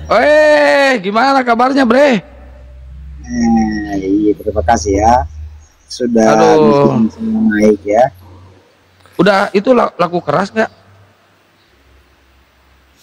Selamat malam, Kian Santang ya. Bang Juma, Edisia, Parasis, apa pun lo apa enggak bisa kebaca. Dan Mikael. Enggak, lu Muslim apa Kristen? Enggak. Ya aku Nasrani, bosku, aku Nasrani. Oh, pantasan jidatnya lega, Iya, jidatku aku orang Jawa Barat, bos, aku orang Padalarang. Oh, Padalarang, bah. Iya, atuh. Udah beda berapa tahun nih Padalarang? Aku 12 tahun di Padalarang sampai saat ini. Jangan ketawa kau. Aduh, gigi silau. Ayah kau ini. Iya, ini kayaknya artis Pentin. Iya. Enggak juga, Bang. Clear. Rambutnya lurus banget. Coba tanya dia Nasrani itu apa. Aku Nasrani. Coba topik deh. Nasrani. Aku tinggalnya di KPAD. KPAD Ya. Psikopat namanya Bang, Padalarang. Nasrani itu Bang Tuhannya siapa? Orang Nasrani itu Tuhannya siapa Bang? Itu Tuhan Yesus lah, Bang. Loh kok Nasrani kok Tuhannya Yesus? Ya. Kan Nasrani artinya pengikut Kristus. Dari mana Bang? Oke, sekarang aku bertanya balik. Boleh abang pengikut Yesus, tapi Yesus kan bukan Tuhan. Manusia ilahi. Dari mana ada manusia ilahi Bang itu? Judulnya dari mana itu Bang? Yang dilahirkan dari anak darah Maria, disalibkan, mati dan dikuburkan, bangkit di hari ketiga, naik ke surga. Berarti Tuhan abang pernah mati Bang? Kenapa? Tuhan abang pernah mati? Ya on cam lah kau kalau berbicara, bosku. Aku kan on cam ini. Ini kan gua on cam, gimana sih bah? Apa perlunya on cam Bang kalau nggak bermutu? Itu Tuhan Anda mati kenapa? Ya on cam lah biar pelayani lebih lanjut. Lu kayak ganteng aja, kayak lupa kayak mungkin aja. Ini jangan kau masalahkan pribadiku bangku hasil. Ya makanya lu bilang jangan on cam, langsung aja ke topik. Kenapa ada Tuhan mau mati 3 hari? Aku kan tamu baru. Kenal maka sayang, tak kenal maka tak sayang. Apa sih? Oke, naik. Kenapa bisa ada Tuhan mati Bang 3 hari? Tar dulu, on cam lah biar ku kenal wajahnya kan gitu. Kenal maka sayang, tak kenal maka tak sayang. Aku kenal on cam. Najis gue kenal sama lu, najis. Aku naik langsung on cam. Berarti menghargai. Bro, gue najis kenal sama lu. Kalau najis kenapa bertanya, Bang? Ya udah aku turun lah kau. Sampai suruh kau naik. Kan gitu. Kan gitu. Aku diturunin. Oke, terima kasih. Udah diskusi aja Bang, diskusi aja. Anda kalau mau tutup kamera tutup aja. Bang Kian Santang, aku kan cukup kooperatif begitu naik di Komal Abang. Tunjukkan wajahku ya, inilah si aslinya Nasole kan gitu. Lah ini mukaku, kutunjukkan pula. Gimana kau? Aku kalau abang yang anak Medan ini, anak Medan. Mana kau? Kalau Bang Hos yang bertanya, aku jawab. Apa pertanyaan? Ya udahlah kau diskusi aja lah kau, nggak usah banyak cerita kau. Alah kau ini alamak. Yang serius Kak, yang serius. Ya serius. Udah, diskusi aja, diskusi. Handi cancel, on kan lah, biar pelayani. Ya kenal maka sayang, tak kenal maka tak sayang. Besok kita ketemu di Cianjur atau Sukabumi. Abang ngopi kita kan gitu. Ciri seorang Batak kan gitu. Iya, Bang kemana kau ngopi kita kan gitu.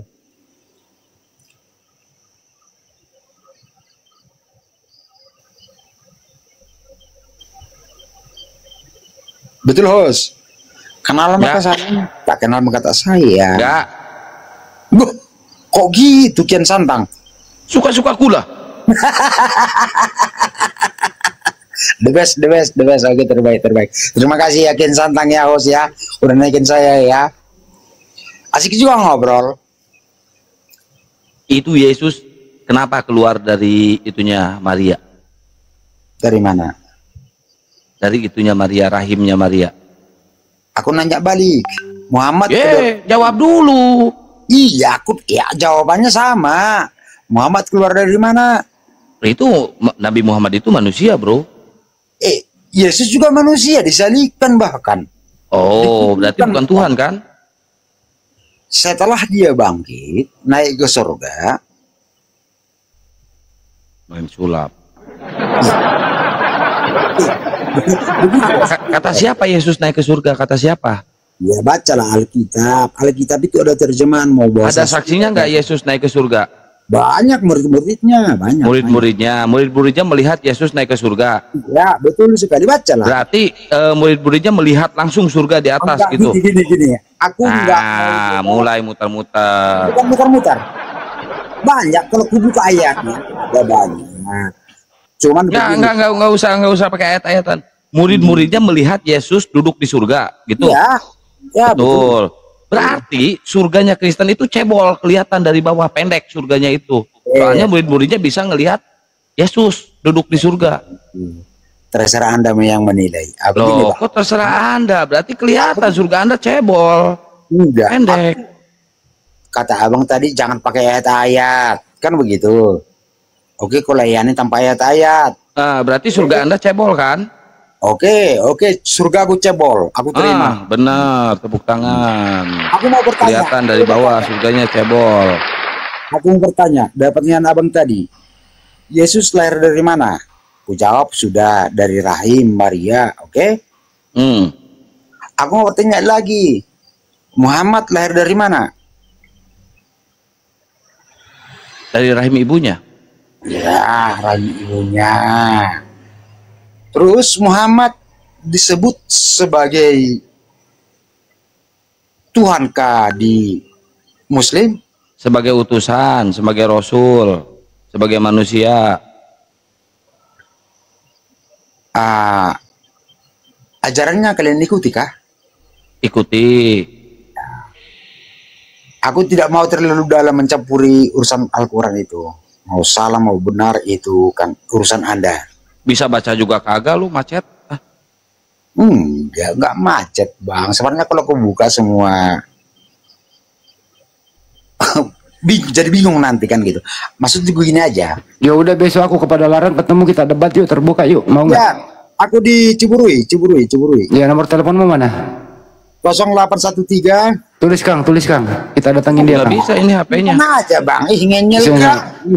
Berapa? 0813 9466 6099. Oke. Anak soleh. Carilah aku di Ciburui. Memang ada kata soleh di Bible? Nggak ada. Ya kan nyeplak aja bang. Artinya aku orang dasar. Orang baik bang. Kita bisa ngobrol bang. Gimana sih bang? Kita bisa ngobrol. Itu kan Bhinneka Tunggal Ika, berbeda-beda tetap satu juga. Tuh kok batuk bang? Di KTP abang itu kan Indonesia, KTP juga Indonesia. Bendera abang merah putih, bendera aku sama merah putih. Apa bedanya sih bang? Ya, bendera kalian bukan merah putih. Mana bendera kalian? Pelangi kau. Itulah aku bingung. Kenapa Anda berbeda dengan kita?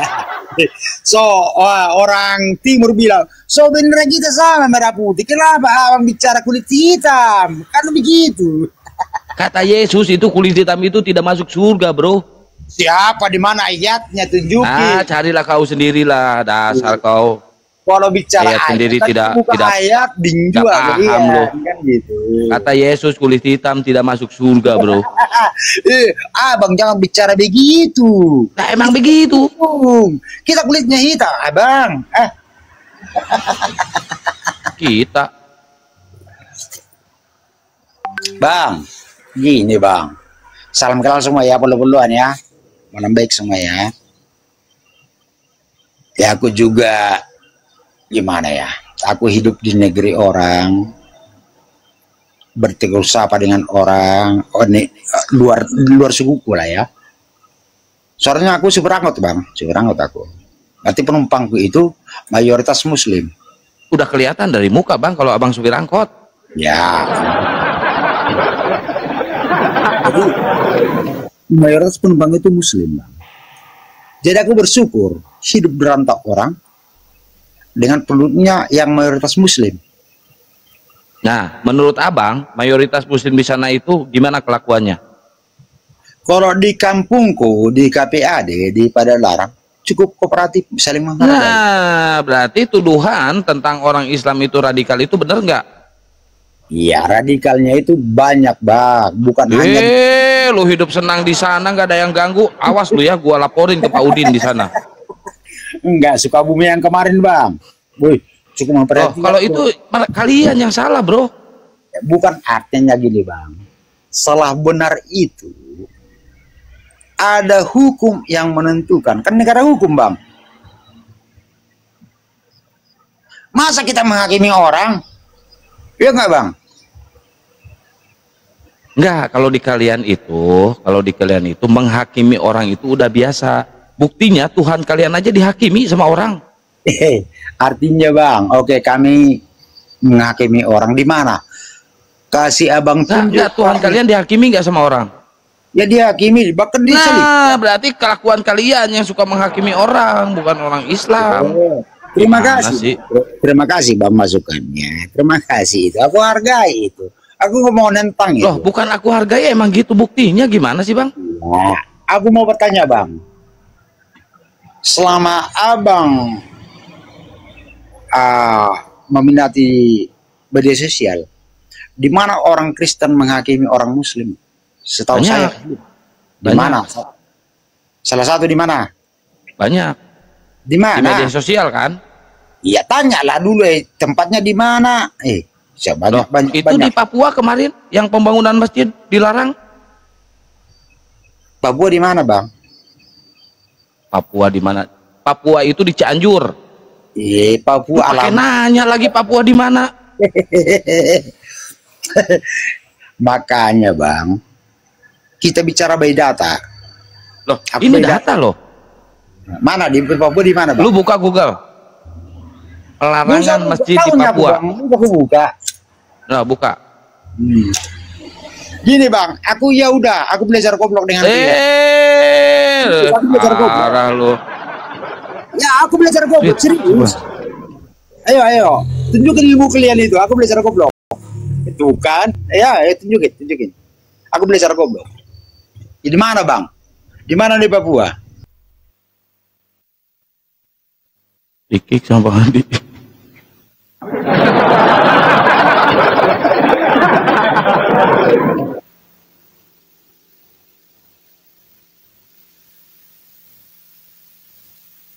Kalau kau dengar, mending kau kerja aja lah besok, gitu loh. Jangan suka malak-malak. Kena pelanggaran dia itu ngerokok. Iya, cari uang yang halal.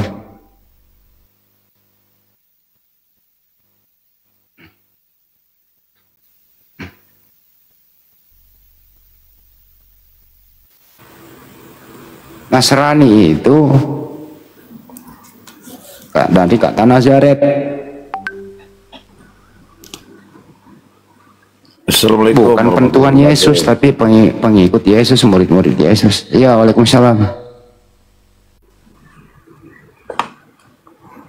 Saya pikir once tadi, Bang Andi. Agak hitam ya, once ya. Saya pikir once tadi cuman hiteman. Ya, bagikan bumi dan langit kali.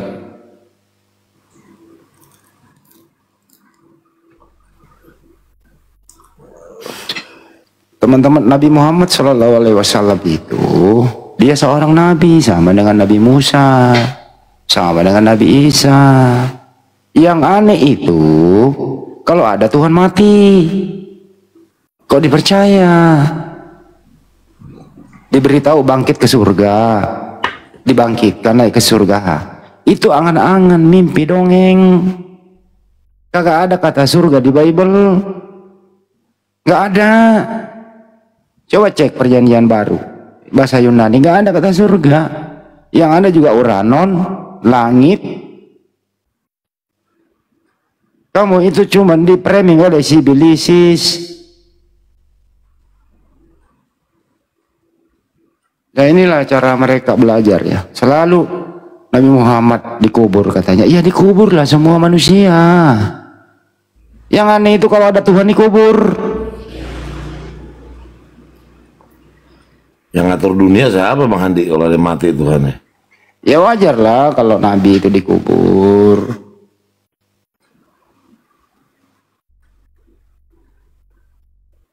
Nabi Muhammad Shallallahu Alaihi Wasallam itu, ya, tokoh yang pernah ada nih di muka bumi, nomor 1 loh pengaruhnya. Nomor 3 Tuhanmu. Bayangkan Tuhan nomor 3, Nabi Muhammad nomor 1. Yang merilis juga bukan Muslim, yang merilis juga yang suka makan itu tuh.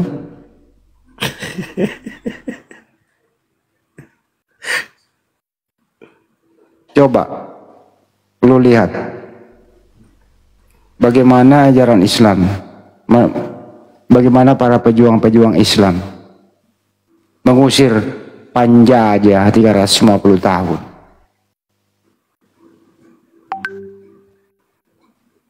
Cuman satu kata, Allahu Akbar. Indonesia merdeka. Merdeka atau mati, Allahu Akbar. Enggak ada di sebelahnya. Negeri Indonesia yang kita cintai dirahmati oleh Allah Subhanahu wa taala. Tidak dirahmati oleh Tuhanmu. Coba tunjukkan nama Tuhanmu di Undang-Undang Dasar, pembukaan Undang-Undang Dasar. Nggak ada nama Tuhanmu di sana. Yang memberkati Republik ini nggak ada tuh. Nggak ada nama Tuhanmu di sana. Yang memberkati Republik ini nggak ada tuh. Feedback ini. Ada apa lagi nih?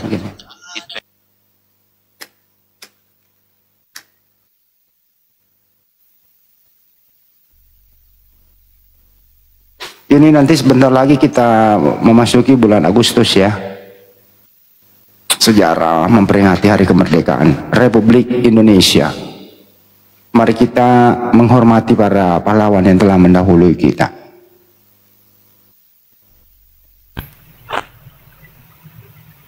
Bagaimana mereka hidup atau mati mengusir penjajah Belanda yang masuk ke Nusantara dengan 3G, Gold, Glory, dan Gospel. Gospel itu apa? Gosok pelan-pelan. Biblos. Diganti menjadi apa setelah masuk di Nusantara? Alkitab. Dari mana kata Alkitab itu? Dari Al-Quran. Apa hubungannya coba? Terjemahan Belanda dirubah-rubah kayak gitu, tujuannya apa? Ya kalau nggak mengelabui daerah jajahannya.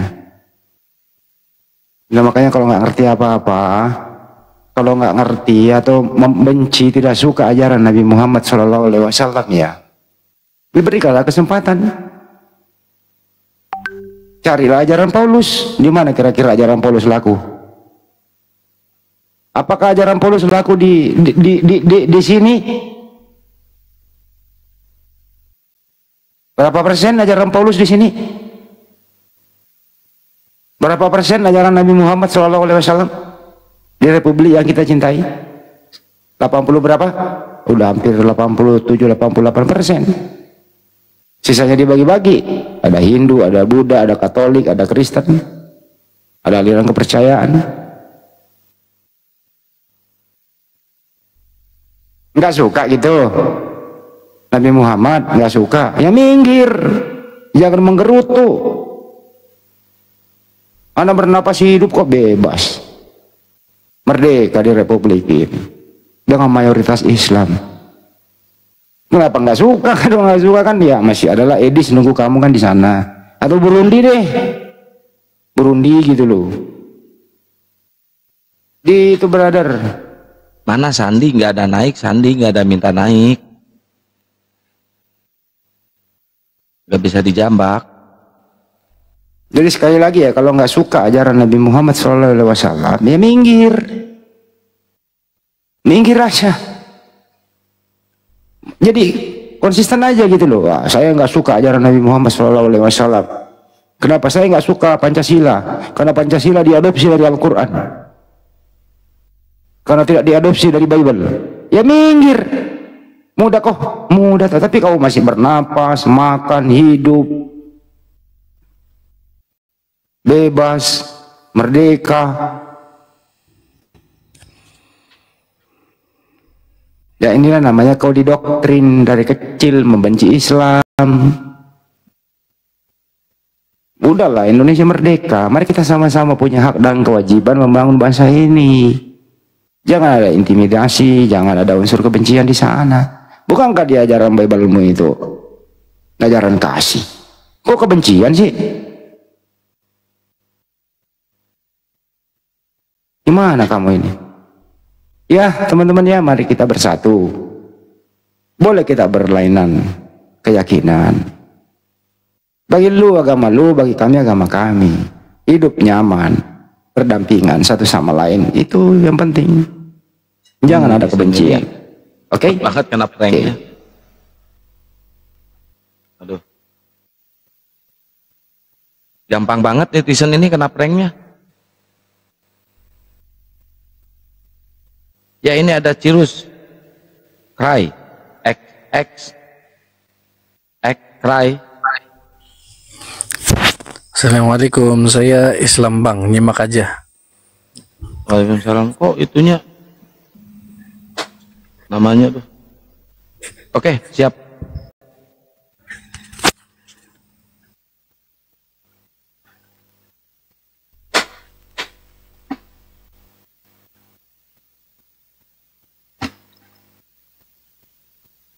Oke ya, teman-teman ya, kita nanti sebentar lagi loh memperingati kemerdekaan Republik Indonesia 17 Agustus.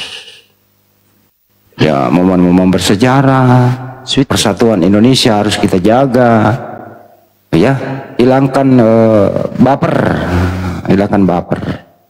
Terus jangan saling membenci. Kami Muslim itu tidak ada di dalam ajaran Islam itu membenci agama apapun, nggak ada. Kami kalau diskusi itu, tadi Anda perhatikan Bang Yuma, bagaimana Bang Yuma diskusi pakai data loh itu. Nggak ada yang dikarang. Justru kebalikan, Anda nggak pakai data. Tapi kalau sudah pakai data, dikira kita membenci, dikira kita menista. Kalau di sebelah sana, ya, tidak pakai data, tidak ngerti hadis, tapi membahas tiap hari. Dikira jawara, dikira pakarnya. Kebalik-balik otakmu itu, kucluk. Orang udah kabur ke luar negeri, didukung. Malah berbalik, kita yang kabur katanya dari Edis. Ini akalnya di mana sih ini orang-orang? Kita yang kabur dari Edis, kita di Indonesia, Edis yang keluar negeri, yang kabur siapa? Benar-benar sudah kebalik-balik ini. Sudah nggak normal, sakit. Ini yang baru naik siapa nih? Cipil. Halo. Hai. Halo. Malam. Malam Bang. Kristen Bang? Kristen. Oh baik. Mau diskusi atau tanya jawab aja? Ini lagi banyak omong Andi. Kita kan nggak ada oten Bang, pada diam kita. Kan gue isi, kalau ada oten lanjut diskusi. Gimana sih? Gue gampar juga lu. Coba kalau nggak ada oten nih, kita pada diam semua gitu. Nah ini ada oten ya, kita diskusi lagi Bang.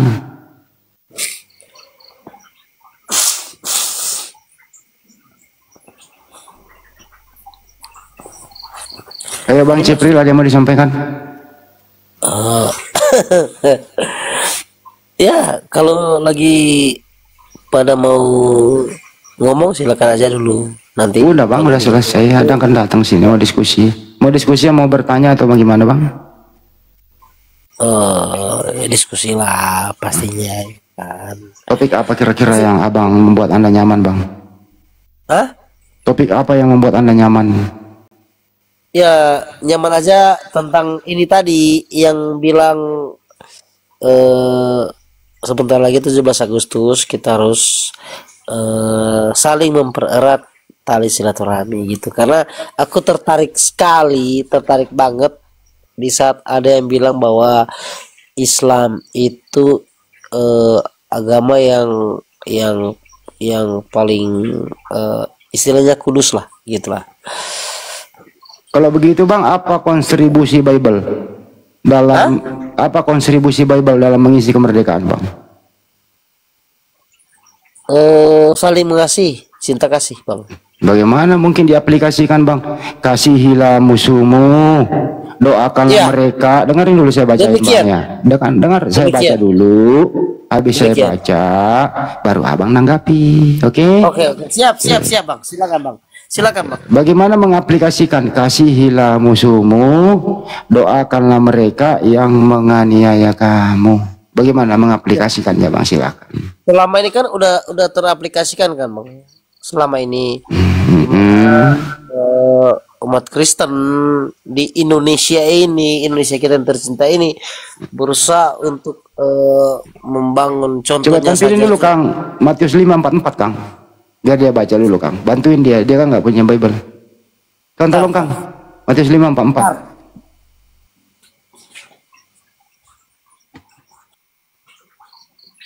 Taruh ya, Bang ya. Pakai data kita ya, bagus, Bang. Matius 5 ya? Iya, 44, Bang. Tuh. Ayat 44. Itu udah di layar, Bang. Nggak usah capek. Itu udah di layar. Baca. Tetapi aku berkata kepadamu, kasihlah musuhmu. Kencangin suaranya, Bang, biar orang dengar. Namun aku berkata kepadamu, kasihilah musuh-musuhmu dan berdoalah bagi mereka yang menganiaya kamu. Pertanyaan ini, Bang. Bagaimana caranya mengasihi musuh yang menganiaya kita? Cara mengasihinya gimana, Bang? Udah diaplikasikan, Bang, selama ini, Bang. Caranya gimana, Bang? Caranya gimana? Ya, selama ini Kristen dianggap minoritas, bahkan biarin aja, ibadah pun. Dengarin aja dulu. Dengar dulu. Bahkan ibadah pun digembar-gembor, dibongkar, tapi nggak ada yang balas kan, Bang. Saya ulang ya, Bang, datanya ya. Di sini nggak ada masalah agama ini, Bang. Aplikasi dari data yang tadi, dengarkan dulu. Saya kasih contoh saja. Kamu lagi di rumahmu, lagi tidur bersama istri dan anakmu, gitu ya.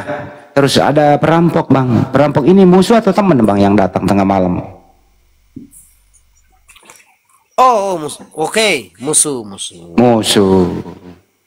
Ya, jadi perampok ini musuh, merampok semua harta bendamu, terus memperkaos anak istrimu. Apa yang kau lakukan, Bang, kepada perampok musuhmu ini, Bang? Inilah yang jadi problem. Kok lain? Kan tadi kasihilah musuhmu, Bang. Artinya kasihilah perampok, Bang. Bagaimana cara mengasihi perampok? Beda konteks, Bang. Loh, kok beda konteks? Gimana sih, Bang? Gua kasih contoh loh. Loh, jangan nangis, Bang. Nggak nangis, Bang lah. Bahkan kau yang udah sekarat kayaknya ini. Nah, ini, Bang, tolonglah, Bang. Bagaimana caranya mengasihi dan mendoakan perampok yang merampok hartamu dan memperkaos keluargamu? Bagaimana cara mengasihi dan mendoakannya, Bang? Silakan. Dari mana Abang berpikir? Dari mana Abang berpikir bahwa konteks itu dari segi perampokan? Kan musuh, Bang. Kasihilah musuhmu. Iyalah, kasihlah musuh. Yang kayak gini loh, Bang. Gimana? Kayak gini loh, Bang. Seperti ajaran Muhammad yang kalau ketemu dengan Kristen harus mempersempit jalannya. Kalau perlu sih? Contoh kan kayak gini toh. Kok kamu nggak nyambung ya? Lah. Nih, saya kasih contoh lagi nih. Coba. Ini kan sebentar lagi kita 17 Agustus ya. Kau tahu nggak Belanda menjajah kita berapa tahun? 350 tahun, Bang. Pinter. Kalau sekiranya jelas lah, pinter Kristen no. Dengerin. Pasti pinter. Ya, pinter. Sekiranya nih ada lagi Belanda datang. Jepang jajah kita berapa tahun, Bang? Dengerin dulu. Aduh. Nah, Bang. Jepang jajah kita berapa tahun, Bang? Dengerin dulu ya, saya terusin dulu ya. Sekiranya nih Ya, kita sudah merdeka nih. Terus ada lagi Belanda datang menjajah kita kembali gitu ya. Dengarkan dulu. Habis ini kau ngomong dah. Kau aja nggak dengerin pasti nggak nyambung gitu loh. Denger baik-baik. Tadi aku dikasih kesempatan ngomong nggak dikasih loh. Iya simak baik-baik. Habis ini kau ngomong gitu. Oke. Nah, kalau Belanda datang lagi menjajah, Belanda ini musuh atau teman? Kalau datang menjajah lagi, musuh atau teman? Kalau datang menjajah, secara apa? Undang-Undang 45 ya musuh. Gitu. Musuh. Nah, bagaimana mempraktekannya tadi Matius 5:44? Nah, silakan baca Matius 5:44 baru kau aplikasikan. Silakan. Bang, inilah yang aku mau ngomongin tadi, tapi kau potong. Gitu. Masa Bible ini yang kau bilang tadi apa Matius berapa tadi? Jangan kau aplikasikan di zaman perang, Bang. Zaman perang itu, aduh, udah lari jauh, Bang. Konteksnya aja kau udah lari, Bang. Gimana kau ini? Astaga. Bang, di zaman perang, Bang. Zaman perang. Udah nggak ada agama, Bang. Zaman perang. Semua saling mempertahankan. Kamu ini ngomong apa sih? Lama-lama juga gue kasih kunci dongkrak. Kamu ngomong apa? Di situ ada kasihlah musuhmu. Nah sekarang gini aja deh. Bagaimana cara mengasihi musuh? Nah, silakan. Bang, di zaman bangsa Israel mau keluar dari Mesir itu banyak membantai musuh, Bang. Bagaimana cara mengasihi musuh, Kucluk? Oke, cara mengasihi musuh kalau di zaman sekarang mengaplikasikannya kayak ini, Bang. Kayak sekarang kamu kan mendiskriminasikan Kristen. Oke, kita jadi kau anggap muslim kau, Bang. Kita kau anggap Islam musuh. Aku dari kalem loh. Aku dari kalem loh. Kau yang kalem apa? Kok nggak ada isinya kok? Kamu nggak nyambung dari tadi ya? Kau aja nggak nyambung. Karena kenapa kau nggak nyambung? Kau mempertanyakan bagaimana cara yang kau nggak paham. Bagaimana cara mengasihi musuh? Jawab. Ya aku kasih kamu, Bang. Emang saya musuhmu? Lah, kamu yang ngajak kayak gitu. Jadi kau anggap saya musuh? Lah, ini kata-katamu ini kalau aku ikutin kayak bicaramu pasti akan jadi sama seperti cara Nah udahlah, kau nggak ada ilmu. Kau minta lagi kepada ibumu, ibu kenapa kau melahirkan saya kayak begini, Ibu? Nah, kau masuk lagi kandungan sama ibumu supaya kau dilahirkan kembali, supaya nanti kau dapat pembagian akal. Kembali ke rahim ibu, nggak nyambung kau. Jelas-jelas di situ, kasihilah musuhmu, doakanlah mereka yang menganiaya kamu. Jadi musuh ini didoakan, dikasihi. Bagaimana cara Matius 5:44 ini diaplikasikan dalam kehidupan sehari-hari? Termasuk bela negara, termasuk membela harga diri, termasuk membela keluarga. Gue tadi kasih analogi. Ada orang perampok, katanya musuh, merampok semua harta bendamu, memperkaos anak istrimu. Apa yang kau lakukan? Nggak bisa kau jawab. Makanya Bible ini nggak bisa menjadi kontribusi, tidak bisa diaplikasikan dalam kehidupan seperti sekarang. Ya Belanda datang lagi, hari kita lawan, ngapain dikasih itu musuh? Dihajar. Dia enak aja musuh dikasih, dihajar.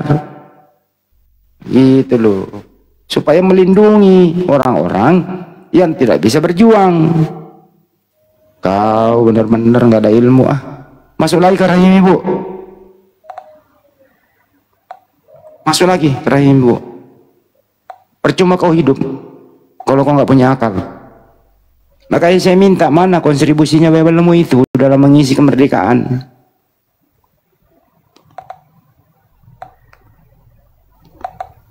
Kalau Islam jelas, ada ayat Al-Quran di situ banyak sekali gitu loh. Bagaimana menempatkan diri dalam perang. Ada cara-cara aja, ada SOP-nya.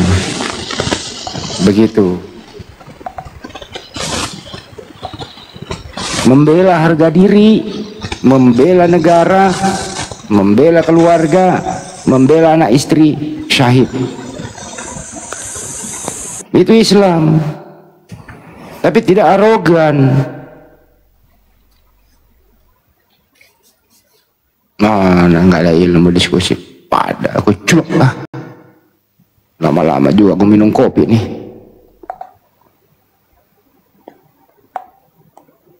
Bagaimana Bang Aan? Pucuk? Pucuk habis. Ayo Kang, disambit lagi itu, ada 2 orang Kang. Bang Ang lagi ngapain Bang Andi? Ya, Miguel Simpson. Miguel Simpson. Miguel Simpson. Ya. Simpson Kristen Bang? Kristen. Ya, baik. Tuh, Bang Andi, Kristen dia. Ayo interogasi aja dulu, apa topik apa gitu Kang. Bukan tadi saya dengar itu yang saling mengasihi kan? Ya, Matius 5:44 tampilin Kang, suruh baca Kang. Bantu aja cepat daripada dia cari Bible nggak nemu. Matius 5:44 Bang. Pak Simpson Sagala, abangku yang terhormat. Saya bacain aja ya Bang ya. Tetapi aku berkata kepadamu, kasihilah musuhmu dan berdoalah bagi mereka yang menganiaya kamu. Ya, itu topiknya untuk kemerdekaan kah? Musuh Bang, musuh. Untuk musuh ya, untuk di zaman ini. Ya kan berlaku Bang. Abang udah nggak pakai lagi itu. Bukan, maksudnya kan kasih musuh tadi saya dengar Tuhan Bang Andi itu masalah kemerdekaan saya lihat itu. Iya kan musuh Bang, di situ kasih musuhmu. Saya kasih contoh Bang. Ya. Kalau Belanda datang lagi menjajah, itu musuh apa teman Bang? Iya, kalau Belanda menjajah kan berarti menjajah seperti dulu kan gitu. Iya. Iya, kalau datang menjajah lagi saya tanya, dia musuh atau teman? Iya, berarti ini topiknya ini berperang kan? Iya, kalau datang lagi Belanda itu menjajah, dia musuh apa teman? Ya kalau yang untuk berperang itu ya berarti itu musuh. Musuh. Nah, bagaimana cara mengasihi musuh Bang? Oh, diambil dari Alkitab lagi untuk mengasihi musuh. Iya. Walah. Kok beda-beda topiknya ini Bang? Aduh, sama. Pada baik 11-12 tadi Kang. Gimana ini Kang? Bukan Bang. Kalau Abang bilang dari Alkitab untuk zaman ini, Belanda datang menjajah berarti musuh. Kalau kita kayaknya sepertinya ya nggak ada kasih, harus perang gitu loh. Berarti Matius 5:44 nggak bisa dipakai Bang dalam kehidupan sekarang. Itu keagamaan Bang, bukannya untuk mau berperang Bang. Ya itu kan jadikan pedoman, makanya saya bilang kontribusi Bible apa di zaman sekarang. Kalau untuk kontribusi Bible itu, kalau untuk kemerdekaannya sepertinya ya gimana ya, namanya nenek moyang kita dulu berperang ya berperang aja. Ya sekarang ini musuh, bagaimana cara mengasihi musuh Bang? Kalau untuk keagamaan ya kalau saling mengasihi ya dimaafkan Bang. Oh jadi Belanda masuk menjajah dimaafkan, didoakan gitu ya Bang ya? Ya didoakan, didoakan, mantap. Didoakan. Jadi kalau ada Belanda lagi datang menjajah, jangan dilawan, dikasihi dan didoakan. Isi doanya apa Bang? Kenapa Bang? Isi doanya apa Bang? Ya isi doanya biar supaya Belanda itu tidak menjajah Indonesia lagi gitu loh. Ya. Jadi nggak usah melawan ya Bang ya, dikasihi dan didoakan. Nggak dikasih kopi Bang? Nggak. Bukan gitu Bang. Kalau Abang bilang kalau Belanda datang ke sini musuh kita semua kalau Indonesia. Tapi Bible Anda berkata Bang, kasihilah musuhmu, doakanlah mereka yang menganiaya kamu. Nah Belanda datang nih menganiaya keluargamu. Nah kamu harus doakan dia Bang, jangan dilawan. bukannya untuk dilawan, pasti dilawan tapi didoakan. Jangan bang, dilawan, didoakan. Iya ya nggak boleh juga dong bang. Coba Namanya baca bang, Matius 5:44. Bang, abang nggak baca sih. bukan, itu udah paham aja bang kalau untuk mengasihi. Coba itu baca dulu bang. Saya Iya. khawatir abang belum baca deh, bener deh bang. Abang belum baca, yakin itu. Kalau apa lo bang, ini lo bang. Jangan bang, saya nggak mau lanjut kalau abang nggak baca dulu Matius 5:44. Saya nggak bisa cuma satu handphone aja bang. Ya, tampilin Kang, bantuin dia Kang, suruh baca Kang. Kalau rata-rata teman kita Kristen ini dia nggak membaca tapi menjelaskan gitu, pasti salah. Kalau pertanyaan seperti itu jelas salah, jawaban salah. Nggak bisa Anda menjawab bang, pasti salah jawaban kalau Anda nggak belum membacanya. Abang itu bawanya Belanda. Ya namanya musuh bang. Ya kan, jadi ku jawab bahwa itu Belanda yang namanya kontribusi dari Bible itu membela negara, ya jelas memang nggak ada. Oke, saya bawa ke internet aja bang ya. Anda lagi di jalan nih bang, naik motor gitu ya. Terus ada perampok merampok Anda. Iya. Ya, yang merampok Anda ini musuh atau teman bang? Musuh. Musuh. Bagaimana cara mengasihi musuh bang? Dirampok itu dilukai, ya kan? Ya, terus ibaratnya membalas tapi mendoakan saling mengasihi supaya dia tidak merampok lagi bang. Oh begitu. Jadi kau ikhlas, tidak melawan, motormu diambil, dompetmu disikat, ya kau sama kasihi aja, dia, Bang. kau doakan dia gitu ya. Memang seharusnya seperti itu bang. Oke, jadi nggak melawan ya bang ya? Ya nggak melawan, kalau mau ambil aja kan. Ambil aja, lu jalan kaki pulang. Iya. Oke, pinter. Bukannya pintar bang, memang berat mengikuti Yesus. Pinter bang. Nggak ada harga dirimu itu bang. Masa musuh dikasih doang, nggak ada perlawanan, gimana Bang, sih abang? kalau ini? ada perampok masuk ke rumah, Terusin kan, abang. pusing kepalaku. Bang, kalau ada perampok masuk ke rumah abang, terus misalkan perampok itu memperkosa istri abang, silakan aja kalau mau memperkosa sekalian sama anak saya, gitu bang. Loh kok kayak gitu bang? Kalau kayak gitu kan kita nggak boleh bang. Kan kasih kata abang tadi. Abang tahu lah arti kasih ini. Tahu? Apa coba? Menyayangi orang. Menyayangi orang. Jadi abang itu salah. Loh, kasih itu emang artinya apa bang? Iya. Jadi maksud abang itu menyayangi aja. Iya. Oh alah, pantas lah. Salah semua tuh bang. Ya terus apa yang benar apa? Ya sudah bang, kalau dibilangin juga tuh. Enggak, yang benar apa? Jelasin. Sama aja bang, dijelasin juga, yang satunya berdebat, yang sininya berdebat, ya sudah banyak bang. Ngomong aja, emang itu jawabannya. Menurut KBBI, arti kasih adalah rasa sayang, cinta, atau belas kasihan. Itu kasih. Ya, menyayangi. Iya. Buka aja KBBI bang. Kamu ini nggak pernah membaca tapi mau menjawab. Emang nggak mau pernah baca rupanya? Ya susahnya kau nggak pernah membaca tapi pintar menjelaskan. Abang tapi kalau saya baca di Bible bang, Yesus sendiri tidak punya rasa kasih loh bang. Kenapa bang? Yesus sendiri tidak punya rasa kasih. Nih ya. Kenapa bang bilang gitu? Ya, ini nih. Abang buka ya di Lukas 19 pasal 27. Baca bang. Baca. Ini perkataan Yesus. Saya bacain ya. Akan tetapi semua seteruku ini yang tidak suka aku menjadi rajanya, bawalah mereka kemari dan bunuhlah mereka di depan mataku. Yesus sendiri menyuruh membunuh loh. Gak punya ajaran kasih bang. Semua itu dari Google bang. Saya udah pernah lihat dari Google. Ini bukan dari Google bang. Ini dari Bible. Ini Bible bukan Google. Mana Bible-nya? Abang punya Bible nggak? Mana Bible-nya bang? Abang punya Bible nggak? Bible-nya mana bang? Abang punya Bible nggak? Abang bilang dari Bible mana? Iya, ini ayat Bible ini. Iya, kan dari Google. Iya, terus ayatnya ayat apa ini? Dari Google kan? Iya, dari Google. Terus bang, ayatnya ayat apa ini? Bible itu bang, dengerin. Bible itu ada yang diupload oleh LAI melalui elektronik seperti di Google. Itu buatan LAI, buatan Kristen bang. Di Google itu ada bang penerbitnya siapa, penulisnya itu jelas itu ada. LLAI bang. Lihat aja. LLAI. Lihatlah. Astagfirullah, inilah saya maksud. Kenapa orang kayak gini masih hidup ya? Loh, abang itu bukan Tuhan. Oh berarti ini Lukas 19 pasal 27 ini ayat Google gitu ya bang? Enggak, abang itu tadi dari Bibel. Enggak, ini Lukas 19 pasal 27 ayat Google apa ayat Bibel?